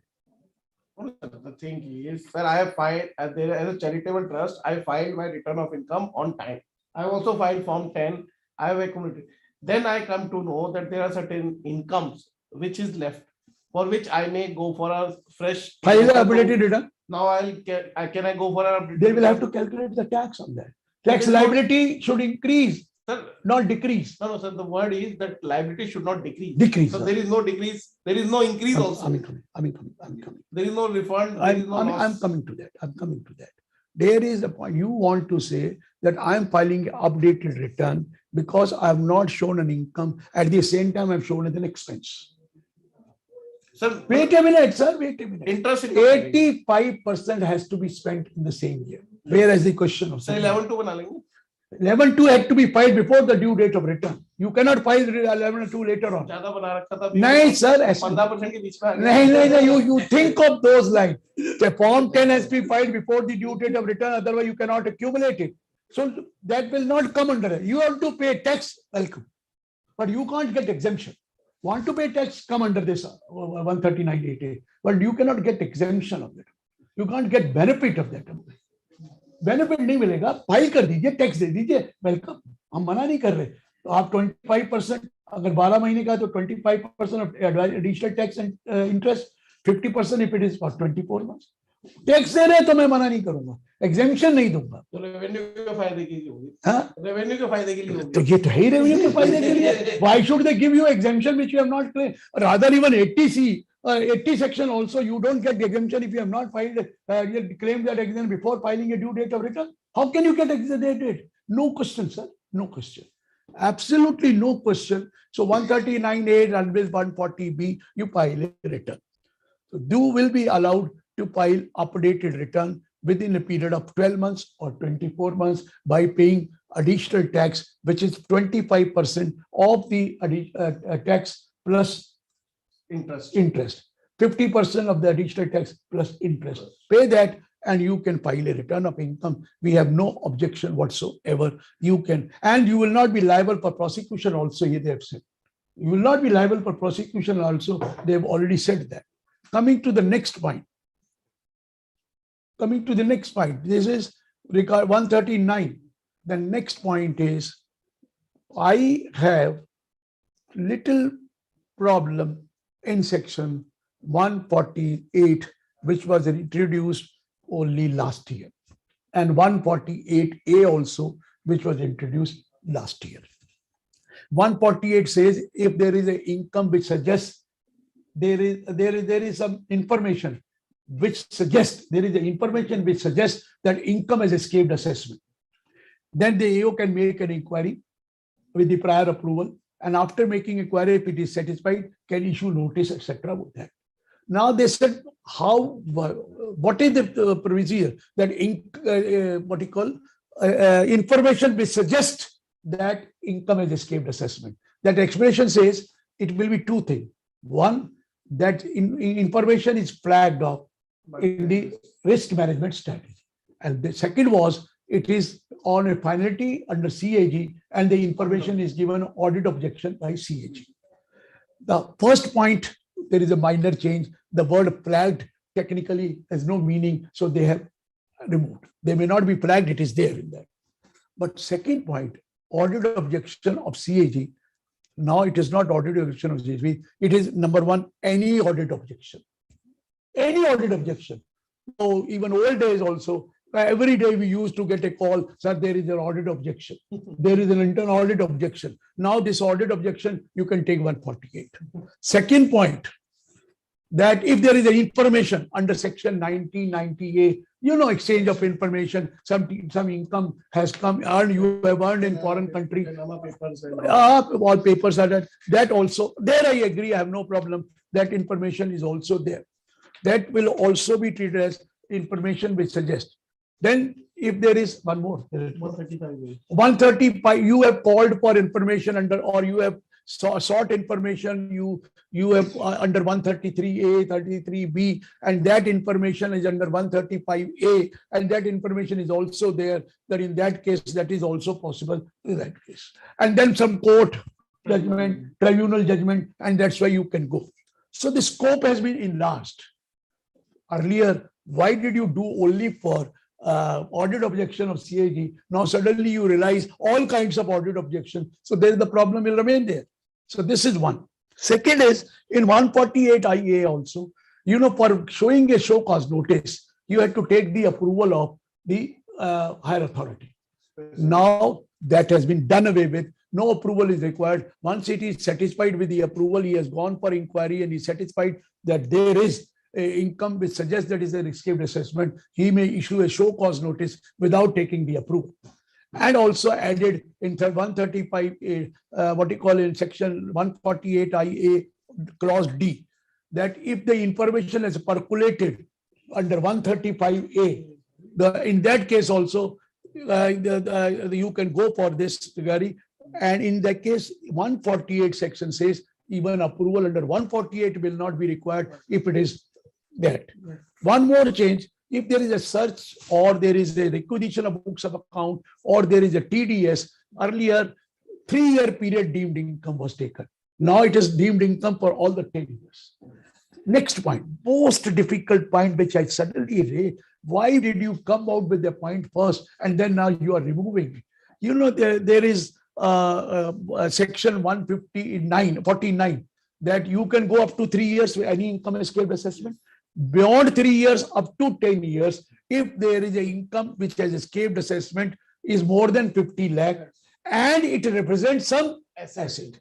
That income represents some asset. Now you said, no, that income represents some asset, or that income represents some expenditure or expenditure of in any ceremony or any event. Suppose I got my daughter married about 5 years back. I spent about, let's say, 1.5 crore, but I have shown only 60 lakh spent, and they have come to know that I've spent 1.5 crore. They will catch hold of me now on 90 lakh because it is not representing the asset. If it is representing the asset, I have no problem. But if it is the amount spent by me, still I will be caught now under that. This was earlier there. Then why didn't you think at that particular time? And now it is also any entry or entries. So all the things have come. All the income come, then the question is 3 to 7 years is become a permanent source now. It will almost permanent. 3 to, if it is 50 lakh or more. 3 to 10 years, sir. 3 to 10 years. 3 to 10 or 7 years. 7 more years. 3 to 10 years, I'll be put into difficulty. So the language representing the asset, now language representing the asset or any expenditure or entries have been, scope has been widened in that case. But you have brought a law. It has not tested. It has not so far tested. and you have suddenly changed the law, meaning they are and done with the same effect assessment year 22-23. So purpose is that you are not clear that whether you should change the sections or not, and now suddenly you are again coming back for that. Okay, whatever is that, but very good point of 156A. So notice of demand is issued under 156. But what really happens is sometimes IBC, you go to IBC, insolvency bank provision, and they reduce by liability, tax liability, or interest or penalty. Now they have already passed an order of reduction of my liability, interest, penalty. But AO says I can't do that. I have no power to reduce by notice of demand. मेरे पास power कहाँ है? Now the power has been given under 156 capital A, new section inserted, that where there is a reduction of the liability by the insolvency board, AO shall have a power to revise that notice of demand according to the direction given by the insolvency court. Good point. Another good point which Chief, what you call Chief Revenue Secretary as well as CBDT Chairman pointed out, that was reorganization. What happens is, in the case of reorganization, you go for amalgamation, you go for demerger, you go to LCLT, and LCLT takes little more time. But then when they give you the sanction of demerger or sanction of merger, it is given from the appointed date. From the back date, retrospective date, maybe 1 year, maybe 2 years, it may take. And when the appointment is given the retrospective date, till that time I have not been merged. I will be filing a return on of the company which is to be merged. When I'm filing a return and I am being assessed, or the case is pending, in the meantime, the order of the NCLT has come that it has been applicable from the retrospective effect. And when it is applicable or retrospective effect, then you are taxing a company which does not exist, which is already merged.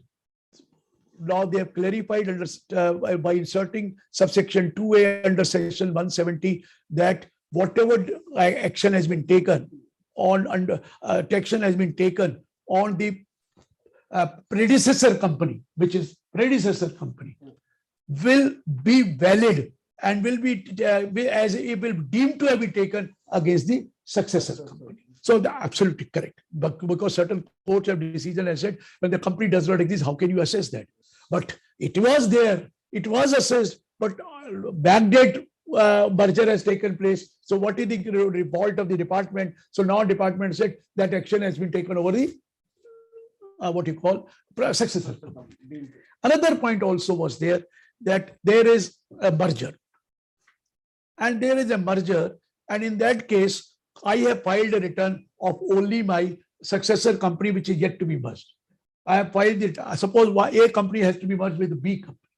B company, till it is what you call merged with A, or A company merged with B, B is filing its own return of income. It's not filing return of income of A. Merge entity. Merged, it is filing return of not A. Now it has been merged with the retrospective. They say, well, where is the, now you are, since it is merged with the retrospective, there should be a return of the merged entity, yes, and not of the only one company. So in that case, they have given a power that you can modify your return of income by including the income of the both the entities together. Good step. So in the right issues of TDS and advanced tax also in those cases. Yes, will take care of this. That will take care. Now, one point which I left under 28.4. IV 28B, value of benefit or perquisite received by a assessee in the course of carrying on a business is treated as perquisite and taxable under the net profit or gain or business application. Suppose I have given to my buyer, you sell goods, my stockist is there. I said you achieve the target of 5 crore rupees sale. I will present you a car. I'll give you free what you call AC, I will give you this, some kind thing, or some benefit I give you. I'll take you to Singapore. I'll take you to this place if you achieve this target. Now this is taxable in the hands of the person who has received this benefit or received this perquisite. But there is the possibility he will never show that he has received this or he has received this small items or this item or this benefit.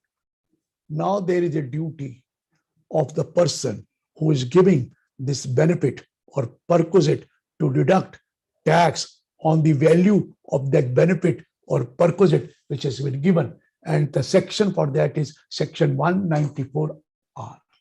The person responsible for giving any benefit or perquisite to an assessee who is carrying on the business or profession, and this benefit has been given during the course of carrying on a business or profession, shall be, they'll be liable to deduct the tax at the rate of 10% of the value of that benefit or perquisite.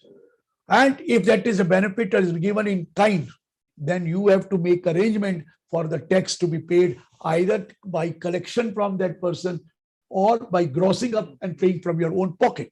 Similarly, if it is partly in cash and partly in kind, and the tax has to be deducted is more than the amount of cash, then you again say make an arrangement that it will be done like this. No deduction to be allowed under this section if it does not exceed 20,000 rupees. One more thing, if you are an individual or you are an HUF and you are carrying on a business, your turnover does not exceed 1 crore. You are carrying on a profession, your turnover does not exceed 50 lakh. In that case, please note, no need to deduct tax under section 194R. Next point was twice the rate of tax under 206AB, non-filing of return for 2 years. That has been brought down to 1 year. One more point, 194A subsection, 194IA. When you buy an immovable property, you are supposed to deduct TDS at the rate of 1% if the amount consideration price, actual consideration price exceeds rupees 50 lakh, the 1%. Now it was on actual consideration. Now they said you have to deduct 1% on the actual consideration or the stamp duty value, whichever is higher. And also subsection 2 has been changed, that amount to be deducted shall be will be deducted if the actual consideration or the stamp duty value both exceed 50 lakhs. That is the point under 194(1)(a), which has been changed. And then we come to the changes in 271AA(b), 271AA(c), 271AA(d). In 271AA(b), in the case of a search, if you declare undisclosed income there and then, the penalty is 30%. And if you don't declare there and then, you declare at the time of filing a return or after that, the penalty is 60%. That is what is under 270. But that penalty is imposable by the assessing officer. Now the power has been given to a commissioner appeal also to levy penalty under section 271AA(b). Similarly, 271AA(c).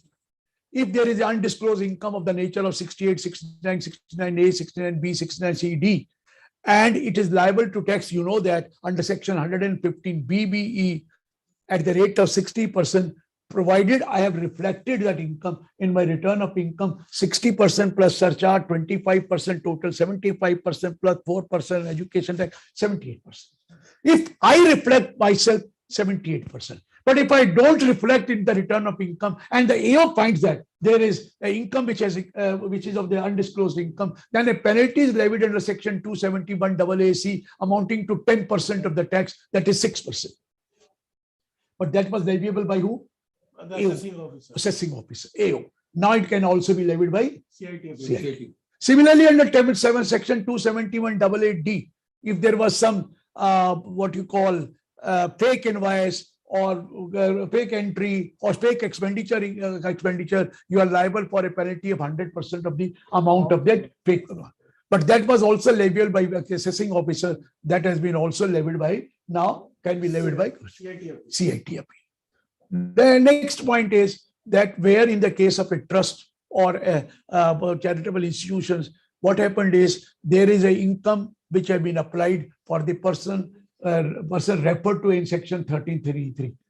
13 subsection 3, they are your person, either the for the benefit of the manager of the trust, for the benefit of the author of the trust, for the benefit of the person who has contributed more than 50,000, or for the benefit of the relative of such person. Then in that case, it was said that income is that deduction is not allowed under them. But now they are imposed a penalty under section 271AA what is that section? AA, saying that if there is a income which is applied for the benefit of section person referred to in 1333, then in that case, the penalty will be 100% of the amount of the income applied to the personal benefit under 13.3.3 in the first time, for the first time. And if this happens second time also, or subsequent time, the penalty will be 200% instead of 100%.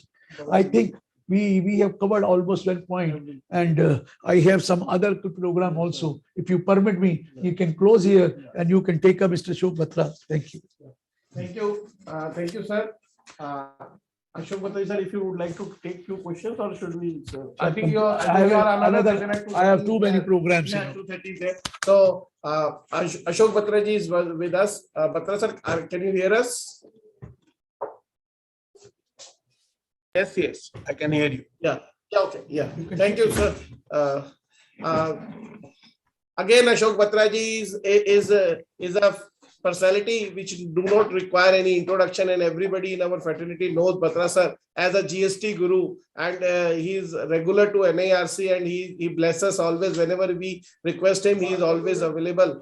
So I request Batra sir to enlighten us about the changes in the indirect tax law in the finance bill 2020-22. Ashok Batra ji. Yeah. Thanks, Avinash ji, for providing me this opportunity wherein I can share my views on the topic of Finance Bill 2022 with my professional colleagues. If you look at this budget, you will appreciate that the government has considered that the system of 1, 2, 3, which was originally envisaged to control the menace of fake invoicing, is not going to be in place. So this communication system between the supplier and recipient has been done away with. And now the department is becoming like a judge in a court proceeding, wherein supplier has to furnish the information to the department, and department will communicate that information to the recipient in Form 2B. Now, if you look at this budget at the macro level, then I will say that this has disappointed in one aspect, and that aspect is I was expecting, and even every professional was expecting, that there will be a roadmap to the formation of the GST tribunal, but unfortunately, that is not being done. There are issues wherein the ITC has been further curtailed, further conditions have been put into in section 16. Not only that, section 41 and section 38 has been totally substituted with the earlier one. And compliance in the form of GSTR 1 and 3B has been further tightened. But it is not like that. There are no good things in this budget. If you look at it, then there are certain good things also. For example, interest is not liable to be paid on the ITC, which is being availed but not utilized. Similarly, additional 40 days time have been given to claim the credit or to rectify the return, for which the corresponding amendment has been made in section 16(4), in section 37, in section 39, and with respect to debit note in section 34 and also 52. There are also beneficial amendment in section 50, wherein the interest rate for claiming wrong ITC has been reduced from 24 to 18%. Before I go to clause by clause discussion, I would like to certainly mention that through this finance bill, the department has tried to tackle the menace of fake invoicing. As per revenue press release, it is 93,000 crore which is being there. But we have seen that for last couple of months, despite of the pandemic, the collection from GST is going up. Now you can give the credit to the economy, inflation, or to the strong mayor. The department need to strike a balance wherein you have to collect the revenue, there is no doubt, but at the same time, small and medium businessman or a supplier should not be put into undue trouble. When we will deal with these provisions, you will appreciate that the soul of GST, that is seamless tax credit, has been harmed in a great manner. And this is the disappointing part of this finance bill. Coming to the clause-wise changes, the first clause, in fact, there are 25 clauses which deal with indirect tax proposal so far as GST is concerned, and these clauses are 99 to 123. If you look at 6 clauses, 118 to 123, they are under the IGST Act or UTGST Act, which are corresponding to the changes made in CGST. So we will not discuss that. So practically 19 clauses are there which require discussion so far as GST is concerned. The first clause deals with the input tax credit, which is the most important one.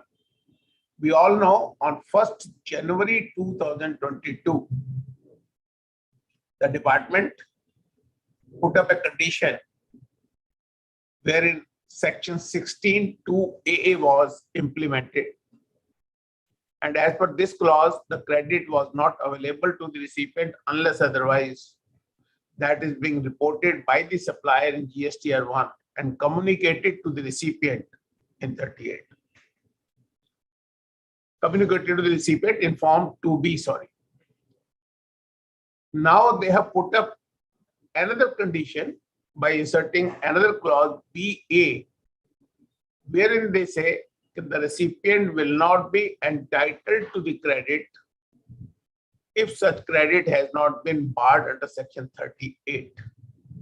Now the question is, if you look at section 38, the old section and the title of the section was submission of report of inward supplies, that is form 2, which has never been made applicable.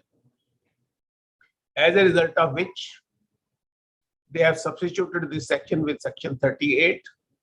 And in order to provide statutory backing to the 2B form, as well as to nullify the judgment of Supreme Court in the case of Bharti, this section consists of 2 subsections. Subsection 1 says that the credit, that the information furnished by the supplier in GSTR 1, subject to such condition and restrictions, will be communicated to the recipient in a form, although 2B is not being mentioned there specifically.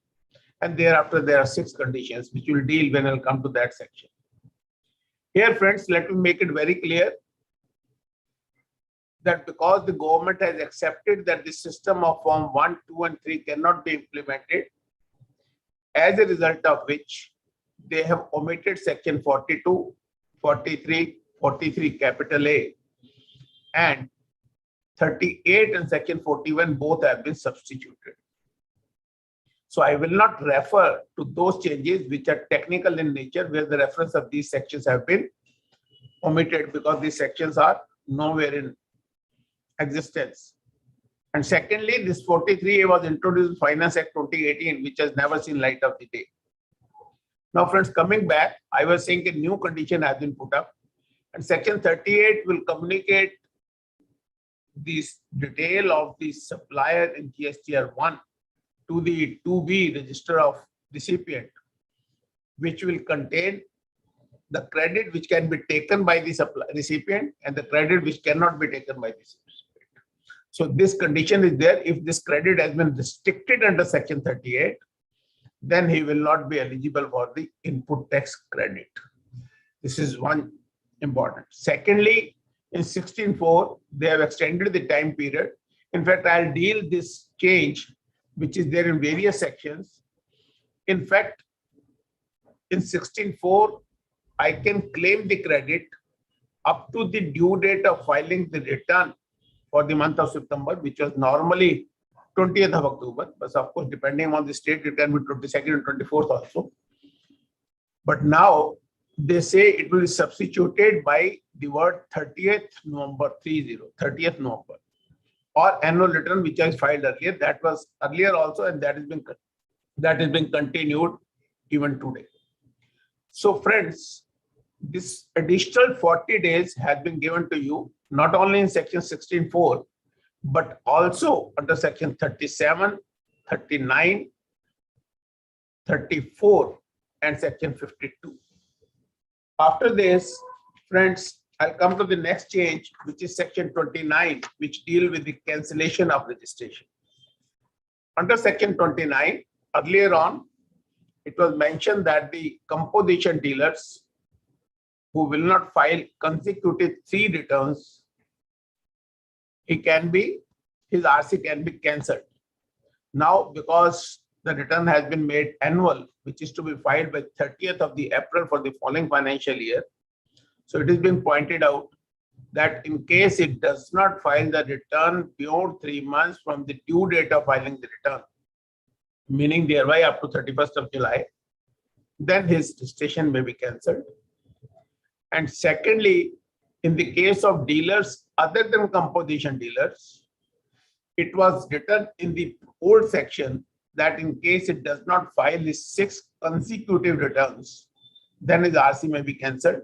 Now the word 6 consecutive returns has been replaced by any tax period as may be prescribed.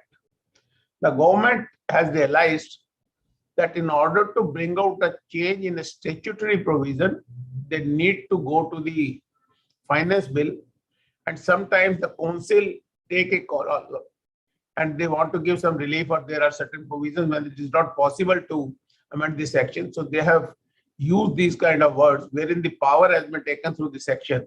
Now these things can be notified through a notification. We all understand that. So that is being done. So after 29, now we'll move to another section, that is section 37. Section 37 deal with filing of details of outward supplies. If you look at this section and the changes which have been proposed, they have provided that you can file the return subject to certain conditions and restrictions. Similarly, that information will be communicated to the recipient subject to certain conditions and limitations. And this condition or that condition has been supported with restriction in another section also.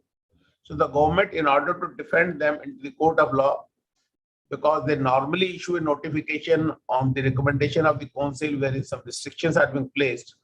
So they say that we had a power with that regard also. Then in section 37, another amendment which is being proposed is very important. They say that you cannot file the GSTR 1 for the subsequent period in case you have not filed the return for the preceding month. So meaning thereby sequential filing of GSTR 1 has been made mandatory, and you cannot file the GSTR 1 for the current month if you don't file the return of the GSTR 1 for the preceding months. After this, we can move to section 39 and then I'll come to 38. So in section 39, which deals with the filing of return, and in filing of return, they say in the case of non-resident taxable person who was supposed to file the return by 20th of the following month, now this period has been reduced from 20th to 30th. Secondly, they have stated that you can pay the self-assessed tax or any amount as directed or as directed or as asked for. So the question comes, who will decide that amount? When I was reading this provision initially, I was thinking, what is the purpose of this provision? Is it applicable for provisional assessment, wherein I can go for provisional assessment and the department can say you can pay certain amount? But then I realized there is a scheme which is currently going on, that is quarterly return monthly payment scheme. And the benefit is being availed by the suppliers. And in that particular scheme, you are liable to pay 35% of the tax per month. So this is the amount they say which has been prescribed in the rules. And because there was no statutory backing to this, earlier on, as per the existing provisions, I was to pay the self-assessed tax. So the government started realizing, yes, this is one thing which has been left over. So now they are proposing that you can pay the self-assessed tax, or you can pay an amount which is prescribed under law. I cannot file my 3B unless otherwise the 3B for the preceding month is being filed. That was the provision earlier on. Now, another condition has been imposed that unless otherwise I have filed the GSTR 1 for the preceding month, I cannot file GSTR 3B of the current month. Meaning thereby, they have made it absolutely clear that GSTR 1 is the main document.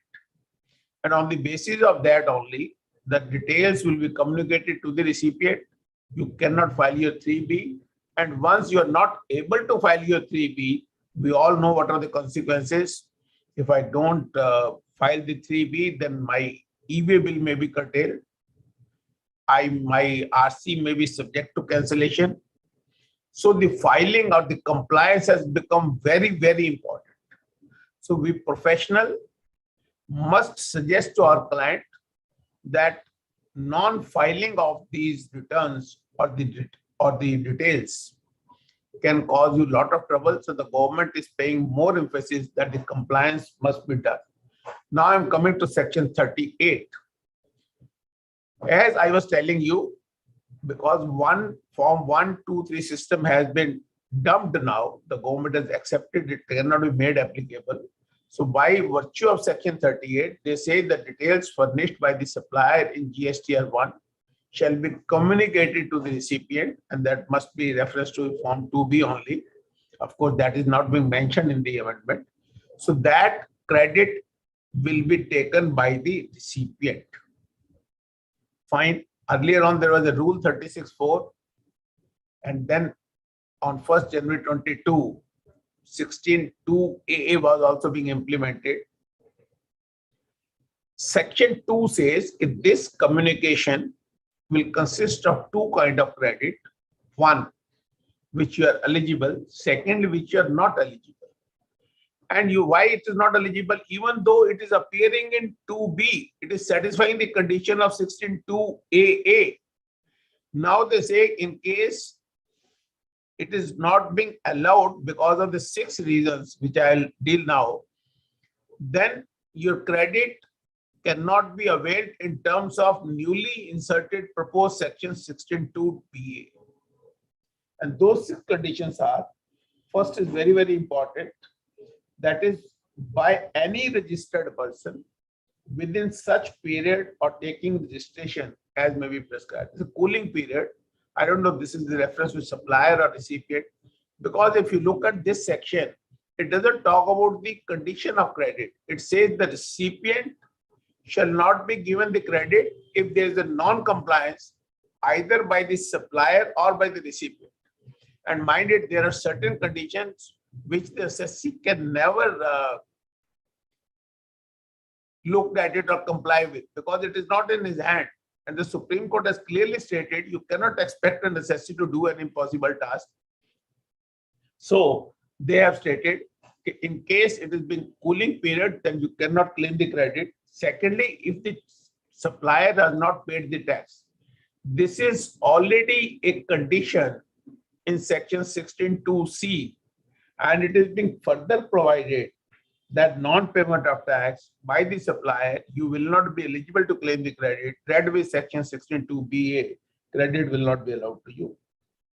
Third is, if the supplier has given some information in GSTR 1 and there's a difference in GSTR 3B, again, they say this is one of the reasons for which the recipient may be denied the credit. And they say in case the recipient avail the credit in violation of condition A, that is the cooling period, that is also credit will not be allowed. Then they say if there is a non-compliance of 14 and 12, This is a statutory backing to Rule 36B, which says how you can use your electronic credit ledger. First of all, the amount will come to electronic credit ledger only through two-way. So many conditions are there. And even if it comes, how much percentage you can use for the discharge, because 86B says 99% specified cases. So they say in case you violate that also, even then your input tax credit will not be allowed. And residual power has been taken in clause 6, situation 6, wherein the government has been given the power. Now I would like to deal 41 here itself, because that is also in relation to tax credit. 41, because the scheme of 1 to 3 has been dispensed with, usually give a provisional credit. Now they say there's no question of provisional credit. Whatever credit will be there, that will be the final one. But the interesting part is they again reiterated the situation third time. If the supplier has not made payment of tax, you shall not be entitled for the ITC. So this condition find mention at 3 places, 16(2)(c), 38(2), and now 41(2) also. And they simply say, yes, in case he pays the tax subsequently, then you'll be eligible to avail the credit, which is a better condition, and it is being provided now, which was not there earlier. So I personally feel that this amendment the government has made to convince to the court so that 16(2)(c) does not struck down being unreasonable one. They say we are allowing you the credit once the supplier has made payment. It is similar to a situation which is second proviso to 16(2), which says in case the recipient does not make payment for the value of supply and tax thereon to the supplier, he has to reverse the credit in the month in which that period expires. But he is eligible to claim the credit when he makes payment to the supplier.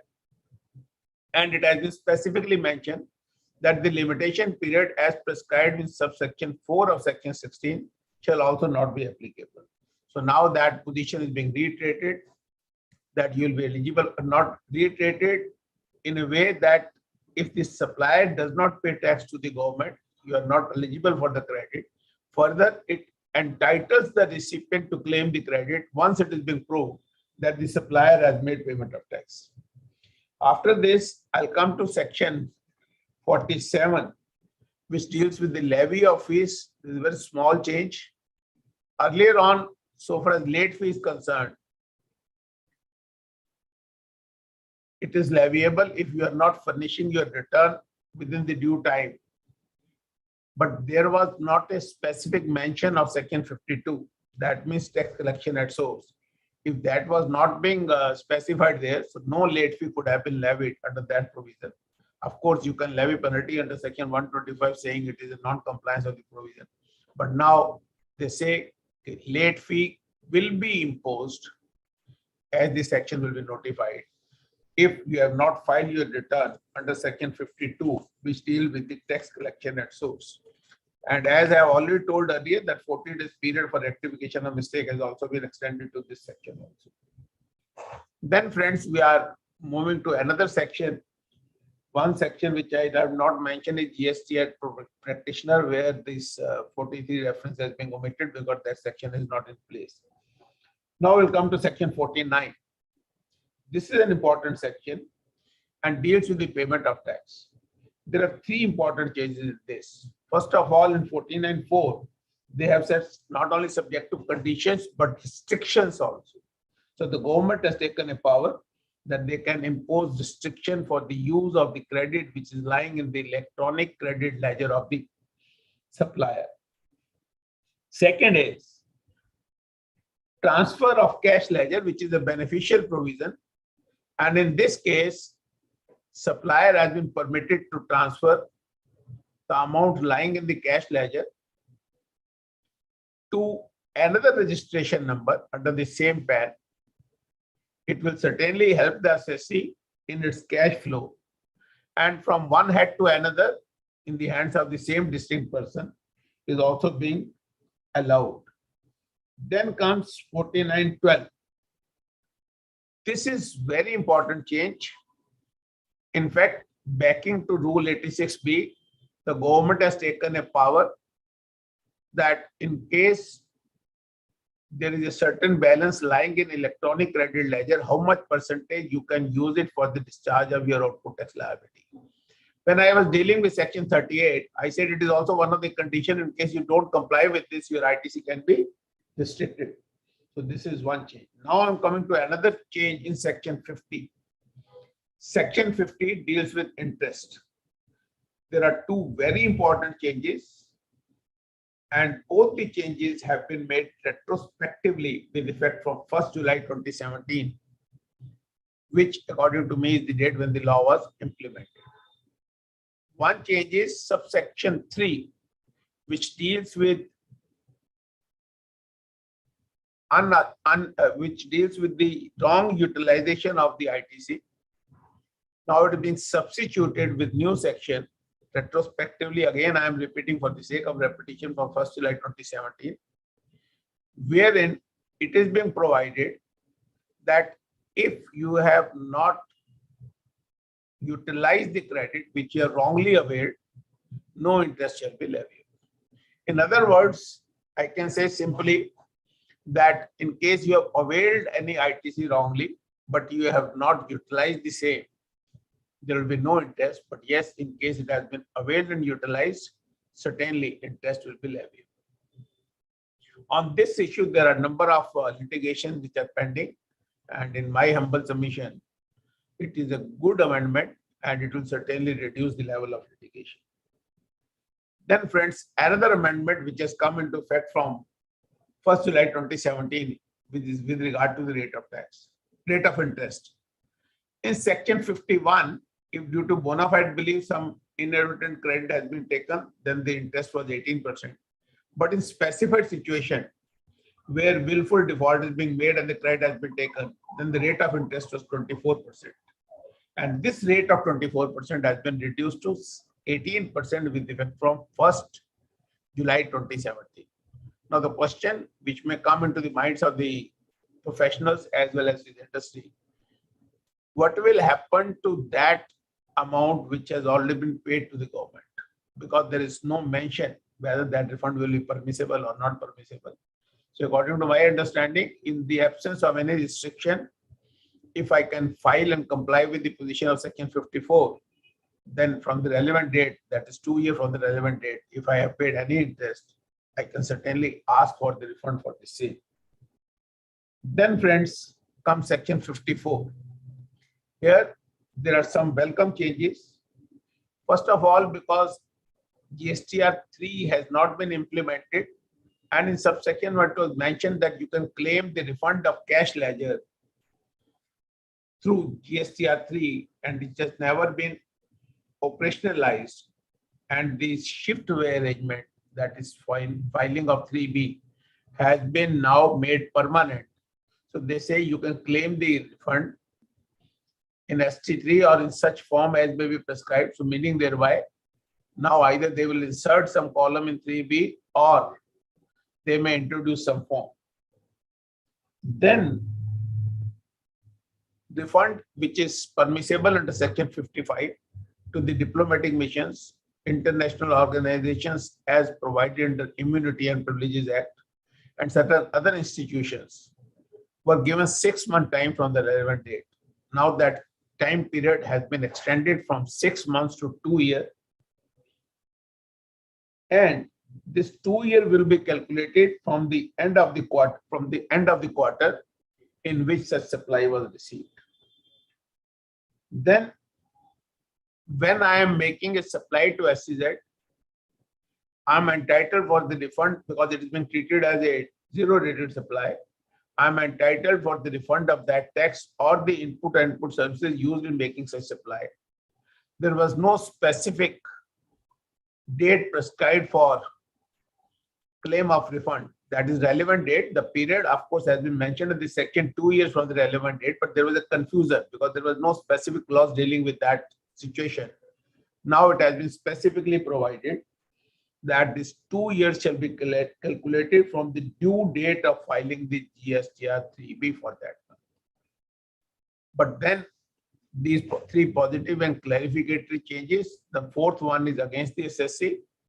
In 5410, there is a power to the proper officer to withhold the amount of refund. And now it is being provided that reference to 54.3 is being omitted. Let me make it clear that refund is available in 54.1 or 3. 3 deals with the refund in relation to ITC, input tax credit, which is permissible in the case of zero duty supply or inverted duty structure. Now that reference being withdrawn, now the proper officer has a power to withhold the refund in all the cases, including falling under 54.1. Then friends, these are the changes, and 168 change, again reference technical one, because the section which has been deleted, the reference has been deleted from that section also. 2 retrospective changes. One we have already dealt with, that is the reduction in the rate of interest under section 53 from 24 to 18%. And secondly, they said a GST portal, www.gst.gov.in is the portal for the purposes of this act. This notification came in January 2018, but the law was applicable from 1st July, but certain provisions were made effective from 22nd of July, for example, migration of registration. So this amendment is being proposed that it will be a portal from 22nd June 2017, not 1st July, 22nd June, when these transitional provisions or migration provisions were made applicable. Friends, thereafter, there are 2 changes, or rather I should say 2 exemptions which has been provided in CGST, in IGST, in UTGST. And one exemption is that unintended waste in the manufacturing of fish meal shall not be subject to tax for the period 1st July 2017 to 30 September 2019, with the exception that fish oil which is being generated from the manufacture of fish meal will be subject to tax. And it has been made clear that in case any tax has been paid, that shall not be refunded.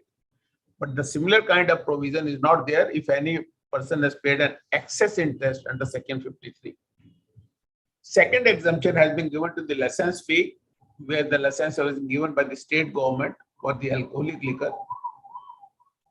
A view was that it is false in the definition of service liable to be taxed under reverse charge. Whether that view is correct or not, now that controversy has been put to an end by stating that there is an exemption with effect from 1st July 2017 with respect to the supply in the form of license fee for alcoholic liquor charged by the state government. Friends, with these amendments, now I have discussed all the provisions with regard to CGST. When it comes to excise and custom, because in excise it is only on petroleum products, so in order to encourage the petroleum product with the combination of methanol, etc., they have made a proposal that the excise duty of 2% will be there, which is not containing that methanol or one more item. Similarly, in custom, a lot more changes are there. I don't deal much in custom, but yes, the one significant change is that the definition of proper officer has been amended, and it has nullified the judgment, a landmark judgment rather I should say, by the Honorable Apex Court in the case of Canada, India. With this, I'm concluding my discussion primarily on CGST provision as proposed in this Finance Bill 2022, and I'm giving a lecture on 2nd of February. So incidentally, a very interesting date which contain all 2. 2nd of February 2022.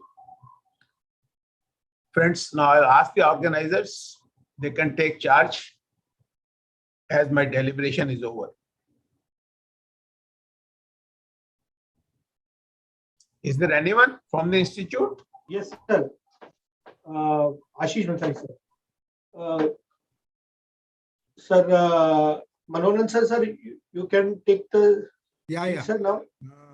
Friends, you will appreciate that our esteemed faculties, Dr. Girish Ahuja took us through various nuances of the direct tax proposals of the budget, and CA Dr. Ashok Batra was kind enough to elucidate on the intricacies of the indirect taxes amendments and proposals.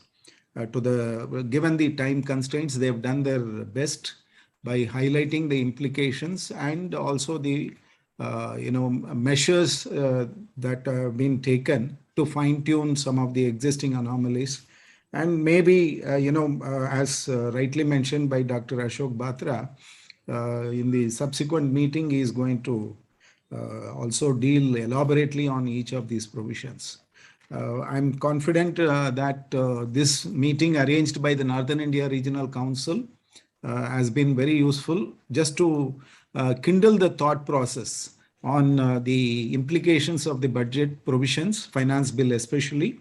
And I'm confident that over the next 1 week or so, as we continue to participate in more and more deliberations, the clarity will emerge. And by the time the bill becomes the act, we will all be geared up to effectively implement. And in the meanwhile, I'm confident that ICAI, by taking all the feedback from this forum and other forums, will make representations on provisions which need to be fine-tuned before the bill becomes the act. So with this kind of a concluding remark, I want to also emphasize on the point that as chartered accountants are rightly described as partners in nation building, let us play that role by bridging the gap between the departments, tax revenue departments, as well as the taxpayers, and ensure that the best is given to the assessees in terms of the benefits they deserve, and also by enriching the exchequer of the nation so that it will be able to fund all its schemes and projects effectively. Let us contribute in building a credible economy in this incredible India. So with that positive note, I hand over the proceedings to NIRC. Yes, sir. Yes, sir. Harish sir is there, sir. Sir, please take. Thank you sir मनोरंजन sir.